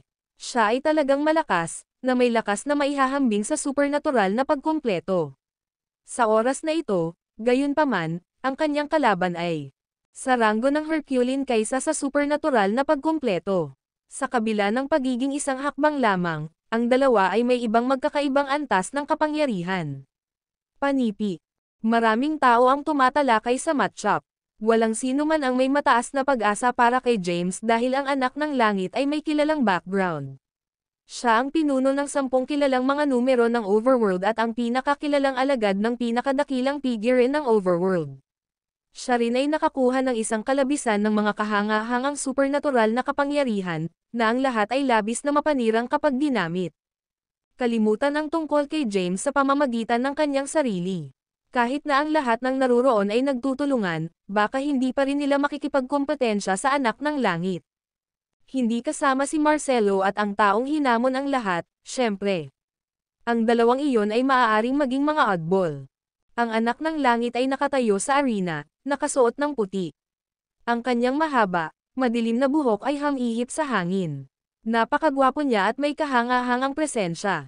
Gayunpaman, sa tumpak na sandaling ito, mayroong isang tinge ng kadiliman sa kanyang kaakit-akit na mukha, at sa kadiliman na iyon, mayroong nakamamatay na hangarin. Mamatay, naglabas siya ng isang salita habang sinulyapan si James, ang kanyang lalamunan ay gumagalaw ng bahagya. Sa kanyang mga mata, si James ay isang patay na. Ang ekspresyon ni James ay malubha din. Si James ay tahimik na nagbubulong sa kanyang sarili. Habang kumakalat ang pisikal na lakas sa buong katawan niya, nagsimula siyang makaramdam ng kaunting tiwala. Mga Ginoo, magsimula. Mula sa labas ng arena, lumabas ang boses ng anino. Maglaban ng mabuti. Dahil sa espiritu ni Master ay nasa tirahan pa rin, marahil ay nanonood si Master mula sa mga anino ngayon. Kung ang iyong pagganap ay sapat na mabuti at pinapaboran ng guro, maaaring hindi mo na kailangang ipasa ang checkpoint at maaaring maging bagong may-ari ng celestial na tirahan kaagad. Panipi. Ang anak ng ekspresyon ng langit ay lumiwanag nang marinig niya ito. Ito ay ang diwa ng dating may-ari ng celestial abode ay naruroon pa rin sa loob ng celestial na tirahan. Pagkatapos nito, nagpasya siya na ibagsak ang kanyang kalaban sa lalong madaling panahon. Inilaan niyang talunin si James sa isang pag-atake. Matapos ang pag-iisip na ito, ipinatupad niya ang kanyang buong lakas. Ang tunay na enerhiya ay umuurong sa kanyang katawan. Ang aura sa kanyang katawan ay agad na lumaki. Habang bumaba ang aura ng isang Herculean kay James, nakaramdam siya ng makabuluhang presyon. Whoosh! Sa isang flash, ang anak ng langit ay lumitaw sa harap ni James. Sila ay 100 metro ang pagitan, ngunit siya lamang ang nagsagawa ng isang split segundo. Ang kanyang bilis ay mabilis na mabilis, halos kung siya ay teleporting. Napakabilis niya na si James ay walang oras upang yumapekto. Bago magreaksyon si James, ang isang nagpapataw na pares ng mga kamao ay bumagsak sa kanya. Hindi siya maaaring lumayo dito at maaari lamang ipagtanggol ang kanyang sarili sa pamamagitan ng paglalagay ng kanyang mga kamay. Ito ay maaaring maging kanyang pinakaseryosong laban mula noong siya ay naging isang martial artist. Ang laban na ito ay matukoy kung makakakuha siya ng paninirahan na langit na ito, kung makakakuha siya ng mahusay na kayamanan. Kailangan niyang manalo sa laban na ito. Lumipat siya ng kaunti, mula sa loob ng kanyang katawan, isang malakas na puwersa ang lumitaw. Habang dumadaan ako sa mga checkpoints ng mas maaga, ang aking pisikal na lakas ay lumago ng maraming beses. Kahit na ang aking pisikal na lakas ay hindi pa nakarating sa Herculean, maaaring naabot na nito ang supernatural na pagkumpleto. Pagpunta laban sa anak ng langit, baka hindi ako mawala. Kudlit. Ang video na ito ay edited by Urban Storytelling. Kabanata 2032. Boom! Ang anak na lalaki ng mga kamao ng langit ay nakarating mismo sa mga braso ni James. Ang epekto ay gumawa ng isang malakas na tunog ng tunog. Nararamdaman lamang ni James ang isang kakilakilabot na puwersa sa pag-encroaching sa kanya. Sa ilalim ng lakas na ito, ang kanyang katawan ay agad na itinapon sa hangin, na tinamaan ang mga singsing ng ilaw na nakapaligid sa arena bago gumuho sa lupa. PFF. Si James, na tumama lang sa lupa, ay agad na naglabas ng dugo. Ang anak ng langit ay napakalakas. Nang makarating ang kanyang kamao, hindi niya ito mapigilan. Matapos majolted sa epekto, ang kanyang mga braso ay namamanhid. Ang mga bitek ay lumitaw sa kanyang mga braso, at ang dugo ay nagsimulang tumulo sa kanila. Kasabay nito, isang malakas na puwersa ang pumapasok sa kanyang buong katawan, sinisira ang kanyang katawan. Sa pamamagitan lamang ng isang pag-atake, siya ay nasugatan. Ito ang lakas ng isang Herculean. Sa kanyang puso, namangha si James. Sa labas ng arena, si Marcelo ay nagsuot ng solemn na ekspresyon. Alam niya kung gaano kalakas ang ranggo ng Herculean. Sa una, naisip niya na si James ay maaaring kahit nahawakan ang kanyang sarili laban sa isang Herculean kahit na hindi siya maaaring manalo, ngunit hindi niya inaasahan. Si James ay kumatok sa lupa na may isang pag-atake lamang. Lumilitaw na ang pagtalo sa anak ng langit at pagpanalo ay magiging napakahirap para sa kanya. Pinakawalan ni Marcelo ang isang malambot na buntong hininga. Samantala, sa arena, ang anak ng langit ay nakatitig kay James pagkatapos ng kanyang paglipat, ang kanyang gwapo na mukha ay may pag-aalipusta. Iyon lang. Akala niya si James ay may mga bayag na hamanin siya dahil tiwala siya sa kanyang sariling lakas. Hindi niya inaasahan na mahina si James kaya hindi niya mapigilan ang isang solong suntok mula sa kanya. Dahan-dahan, hinailan ni James ang kanyang sarili mula sa lupa. Ang mga pinsala sa kanyang mga bisig ay gumaling. Ang kanyang katawan, na nasugatan ng epekto, ay ganap ding nakuhang muli. Tiningnan niya ang anak ni langit, nag-crack ng isang ngiti, at sinabi, nagsisimula na lang kami. Ano ang pagmamadali? Bakit hindi mo subukang hadlangan ang isa sa aking mga pag-atake para sa isang pagbabago? Bago pa man matapos si James, nagsimula siyang mag-atake. Sinisingil niya ang anak ng langit at biglang lumokso sa hangin, na lumilitaw sa taas ng 10-10 metro bago mabilis na itinulak ang kanyang palad ng may malaking puwersa. Habang itinapon niya ang kanyang palad, lumitaw ang isang hindi kilalang kamao. Kaagad pagkatapos, lumipat si James sa paligid ng anak ng langit sa isang mahusay na bilis at naglunsad ng isang serye ng mga pag-atake. Sa isang maikling panahon, daan-daang mga illusory fists ang lumitaw sa kalangitan. Ang lahat ng mga kamao na ito ay dumating sa pagsingil sa anak ng langit. Ginamit ni James ang pagpapataw at maraming nalalaman Blithe Fist ng kasuklam-suklam. Ang enerhiya ng palma ay mabilis at mabangis, na nagdulot ng kalangitan na iling habang sinisingil ito sa anak ng langit na may kakilakilabot na puwersa. Ang anak ng langit ay mukhang matahimik. Inilipat niya ang kanyang mga kamay ng walang tigil bilang malakas na enerhiya na ipinakita sa kanyang palad. Ang malakas na enerhiya ay lumusot sa lugar, na nagkalat ang mga umaatake na kamao na nagmula sa lahat ng direksyon. Ang video na ito ay edited by Urban Storytelling. Kabanata 2033. Ang Blithe Fist ng Kasuklam-Suklam ay napakalakas. Ito ay maraming nalalaman, mabilis, at agresibo. Gayunpaman, nang harapin niya ang anak ng langit, ang pag-atake na ito ay ganap na hindi epektibo. Madali itong neutralisado ng anak ng langit. Kahit nasa ikasampung kamao, hindi nakakasama ni James. Siya, ang anak ng langit ay hinahawakan ang lahat ng mga pag-atake na may biyaya. Matapos ay neutralize ang pag-atake ni James, lumukso siya sa hangin at lumitaw sa likuran ni James. Sa pamamagitan ng isang malakas na welga, si James ay ipinadala na lumilipad tulad ng isang goma na bola. Bumagsak siya muli sa lupa. Ang kanyang buong katawan ay nasa sobrang sakit dahil sa taglagas. Ang anak ng langit, na nasa himpapawid, ay may malamig na ekspresyon sa kanyang mukha. Itinaas niya ang kanyang mga kamay, malakas na tunay na enerhiya na bumubuo sa kanyang palad. Pagkatapos, sinaktan niya ang kabangisan. Isang bagyo ng totoong enerhiya na nagmula sa kalangitan at sinampal si James na may malaking puwersa. Boom! Agad na, isang malalim na hukay ang lumitaw sa arena. Ang katawan ni James, sa kabilang banda, ay itinapon sa malalim na hukay. Patay na ba siya? Direkta siyang sinaktan ng isang Herculean na may buong lakas.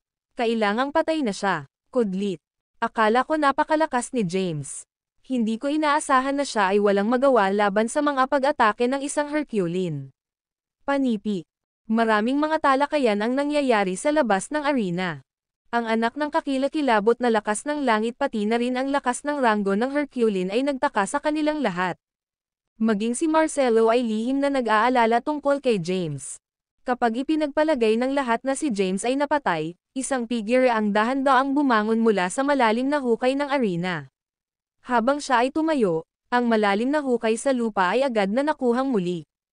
Humiga si James sa lupa.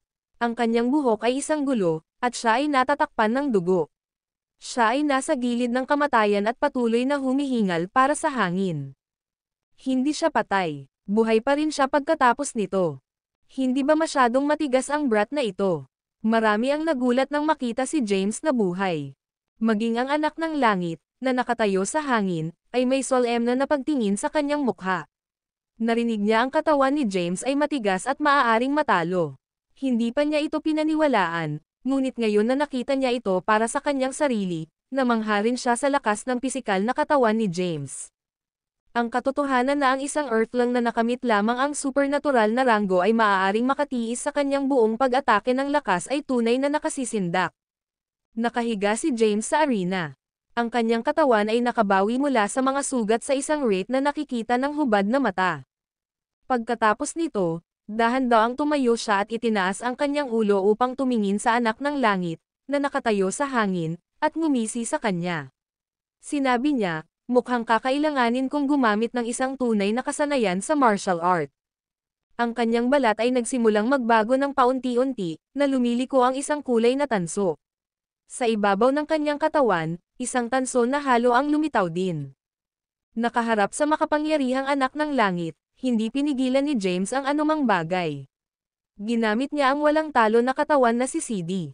Ang lagda ng martial art na ito ay isa na nilinang niya sa napakatagal na panahon. Ang mas malakas na tunay na enerhiya, mas malaki ang lakas ng pagtatanggol ng kasanayan sa martial art na ito. Sa puntong ito, matagal na siyang nakarating sa lupain ng Grand Sage. Emph. Ang anak ng langit ay nagpakawala ng isang malamig na huff. Whoosh! Inilabas niya ang mahabang taybak sa kanyang likuran. Habang hinahawakan niya ang mahabang taybak, ang enerhiya ng taybak ay sumasaklaw sa hangin. Sa isang flash, lumitaw siya sa harap ni James. Ang kanyang bilis ay masyadong mabilis para kay James na yumigtad. Nakakatakot na enerhiya ng taybak na sisingilan sa kanya, na umaatake sa tanso na halo sa kanyang katawan. Boom! Ang kanyang tunay na enerhiya na halo, na nagpoprotekta sa kanya, ay nabagsak sa isang instant. Ang katawan ni James ay ipinako ng mahaba, matalim na taybak. Tumusok ito mismo sa kanyang katawan. Iyon lang. Ang video na ito ay edited by Urban Storytelling. Kabanata 2034. Ang anak ng langit ay ngumiti ng mahina. Inaasahan ko ang iyong lagda martial arts skill na maging napakalakas, ngunit sayang. Matapos gamitin ang kanyang taibak, itinulak niya ang kanyang palad na may malaking puwersa. Si James ay ipinadala na lumilipad muli at lumapag sa lupa sa malayo. Nang walang lakas na bumangon pa, nahiga si James sa mga lugar ng pagkasira. Naniniwala siya na pagkatapos gamitin ang walang talo na katawan na si CD, kahit na hindi siya tugma para sa anak ng langit, makakaya niyang hawakan ang kanyang sariling. Gayunpaman, wala siyang ideya na ang isang Herculean ay maaaring nakakatakot. Hindi niya inaasahan na ang anak ng langit ay napakalakas na madali niyang masira ang kanyang walang talo na katawan na si CD. Ang mga pag-atake mula sa anak ng langit ay kumalas sa kanyang mga panloob na organo at ang mga meridian sa buong kanyang katawan. Nanalo siya ng mga pinsala na hindi pa niya naranasan. Humiga siya sa lupa at hindi makabangon. Sa kasalukuyan, ang kanyang katawan ay nag-aayos ng sarili. Ang anak ng langit ay hindi agad gumawa ng kanyang paglipat upang sirain si James. Iyon ay dahil alam niya ang diwa ng dating may-ari ng Celestial Abode ay nanunood pa rin mula sa mga anino. Hindi siya makatagpo bilang masyadong agresibo. Mabait niyang sinabi, "James, hindi ka tugma sa akin. Aminin ang pagkatalo. Ayokong patayin ang sinuman." Panipi. Tumunog ang anak ng tinig ng langit. Nais niyang mapabilib ang may-ari ng Celestial na tirahan sa pamamagitan ng pagtalo kay James sa isang pag-atake. Ngayon, tinalo niya siya. Ang dahilan na hindi niya pinatay si James ay nais din niyang mapabilib ang may-ari ng Celestial Abode. Humiga si James sa lupa at hindi nagsabi ng isang salita. Makalipas ang 5 minuto, ang pinsala ni James ay kalaunan ay gumaling. Tumayo siya, inilipat ang kanyang katawan ng kaunti, tiningnan ang anak ng langit sa malayo, at ngumiti. Amin ang pagkatalo. Walang salitang tulad ng pag-amin ng pagkatalo, sa aking diksyonaryo. Panipi. Muli, ang anak ng langit ay nakuha. Nalaman niya ang mga pinsala ni James. Gayunpaman, ang mga pinsala sa katawan ni James ay gumaling na sa loob ng ilang minuto. Hindi ba ito masyadong kamangha-manghang? Sa labas ng arena, lahat ay nakuha ng katawan ni James. Kahit si Marcelo ay mukhang nagulat. Ang brat na ito ay masyadong maswerteng, sabi niya na mainggit, isang selos na pagtingin sa kanyang patas, malinis na mukha. Kung ang katawan na ito ay akin, wala akong kapantay sa buong mundo. Ano ang sinasabi ko? Paano ko gugustuhin ang kanyang katawan? Panipi. Sa arena, si James ay nakagagalit, ngunit ang kanyang puso ay hindi kapani-pani walang mabigat. Ang anak ng langit ay napakalakas. Kahit na ang kanyang katawan ay natatangi, wala siyang posisyon upang makipagkompetensya laban sa isang Herculean. Ang kanyang pisikal na lakas ay ganap na na-outmatched. Ang kapangyarihan ng kanyang tunay na enerhiya ay mas mahina. Sa sandaling ito, kinakalkula niya kung paano siya maaaring manalo. Sa ngayon, kung nais niyang manalo, maaari lamang niyang gamitin ang pagkawasak ng kosmiko. Gayunpaman, kahit na ang pagkawasak ng kosmiko ay malakas, ang anak ng langit ay mabilis na yumapekto. Tiyak na may kakayahang maiwasan ang pag-atake. Matapos maisip ito, sinabi niya, "Anak ng langit, dapat kong aminin na napakalakas ka. Kumusta naman ito? Kumuha ng isa pang pag-atake mula sa akin. Kung maaari mong hawakan ang pag-atake na ito, aaminin ko ang pagkatalo. Ano ang sasabihin mo?" Panipi. Lumabas ang boses ni James. "Hey." Ang anak ng langit ay kumalas at sinabing, "Kahit na mayroong 10, 100, o 1,000 pag-atake, magagawa ko silang lahat. Hayaan ang isa." Panipi. Sinabi ni James na may isang ngiti na ngiti, malinaw na, "Hindi ka maaaring yumigtad. Maaari mo lamang itong dalhin ng direkta. Kung yumigtad ka, binibilang ito bilang iyong pagkawala, tama." Panipi. Alam ni James ang lakas ng pagkawasak ng kosmiko. 3 taon na ang nakalilipas, nang siya ay mahina pa rin, ginamit niya ang pag-atake na ito upang maging sanhi ng malubhang pinsala kay Zane, na pinapagaan niya ang kanyang kakayahang lumaban. Mas malakas siya kaysa sa 3 taon na ang nakaraan. Kung inilalagay niya ang kosmiko na pagkawasak na gagamitin ngayon, tiyak na masaktan niya o papatayin pa ang anak ng langit. "Sige, tinatanggap ko. Ang anak ng langit ay lumilitaw na mapagbigay. Sa kanyang mga mata, masyadong mahina si James. Magagawa niyang palayasin ang anumang pag-atake na inilunsad sa kanya ni James. Tiningnan ni James ang anino sa labas ng arena at sinabing, "Tinawag mo ang mga shot, Ginoo." Kung siya dodges, ito ay binibilang bilang isang pagkawala para sa kanya. Panipi. Sinabi ng anino, "Pumayag kayong dalawa dito, kaya natural lamang ito. Ako ang magiging hukom. Kung siya dodges, mananalo ka at lumipat sa ika-9 na checkpoint." Panipi. Nang marinig niya iyon, hinalinhan si James.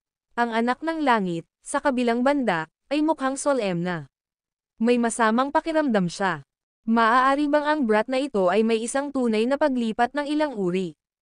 Gayunpaman, nang maalala niya ang lakas ni James, ang kanyang pag-aalala ay naipalabas. Ano ang pinag-aalala ko? Kahit na siya ay may tunay na paglipat, marahil ay hindi niya ako masaktan. Kudlit. Ang video na ito ay edited by Urban Storytelling. Kabanata 2035. Kapag naisip ng anak ng langit na iyon, bahagyang nakaramdam siya ng bahagyang ginhawa. Nalaman niya na ang napakalakas na mga tao na naghahanap ng isang kahalili ay may napakataas na inaasahan para sa taong iyon. Kailangan nilang itaguyod ang napakataas na pamantayang moral. Siya ay medyo mapagbigay ngayon, kaya ang may-ari ng Celestial Abode ay maaaring tandaan ito. James, gawin mo ang iyong paglipat.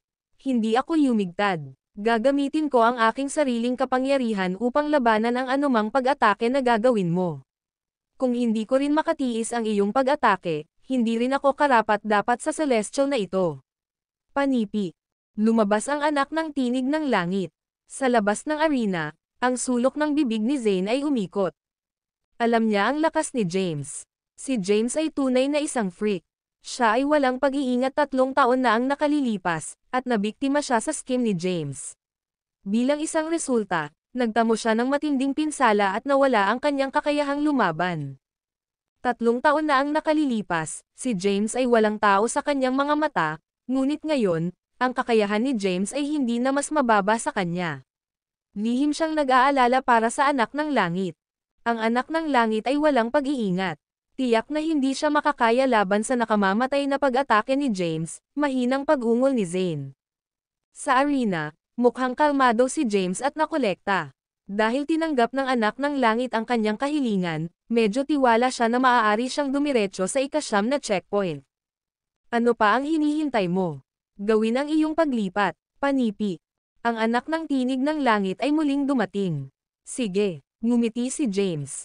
Sa ilalim ng maraming maingat na mata, itinaas niya ang kanyang kamay.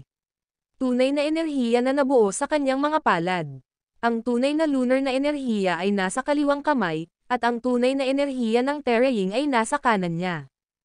Ang tunay na enerhiya ng lunar at Terra, na tinatawag ding totoong enerhiya sa langit o tunay na enerhiya ng demonyo. 2 daloy ng totoong enerhiya. Isang yin at isang yang. Isang banayad at isang firm. Isang mabuti at isang kasamaan. 2 daloy ng totoong enerhiya na may malawak na magkakaibang mga pag-aari na ipinakita sa kanyang mga palad. Ang totoong energies ay lumakas at mas nakakatakot, sa kalaunan ay bumubuo ng isang bola ng enerhiya na may napakalakas na aura. Bagaman napakalakas ng aura na ito, naisip ng anak ng langit na mahina ito. Iyon lang. Ang kanyang ekspresyon ay isa sa pag-aalipusta. Gayunpaman, ngumiti lang si James.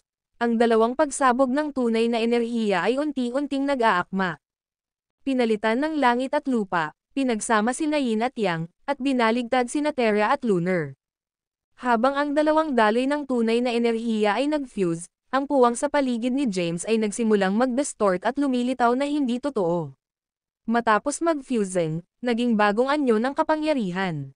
Ito ay masyadong nakakatakot. Ito. Sa labas ng arena, marami ang naabak. Ano ang supernatural na kapangyarihang ito? Ano ang isang malakas na aura? Ang 2 daloy ng tunay na enerhiya na pinagsama-sama, at agad na nagsimulang mag-mutate. Anong kakilakilabot na aura? Panipi. Lahat ay nagtaka. Nang makita ni Marcelo kung ano ang nangyayari, ngumiti siya ng mahina at sinabing, "Wala akong ideya na ang brat na ito ay may ganitong trick sa kanyang manggas." Sa sandaling ito, sa arena, ang anak ng langit ay nakaramdam na ng isang mapanganib na aura. Alam niya na sa oras na ito, siya ay kumilos ng walang pag-iingat. Pumayag siya kay James nang hindi ito iniisip. Sa ngayon, maaari lamang niyang kunin ang pag-atake ni James na may matigas na itaas na labi. Sa isang instant, ang kanyang aura ay lumaki sa isang matinding. Ang kanyang tunay na enerhiya ay dumaan sa kanyang katawan at ang kanyang mga manggas ay nabulok.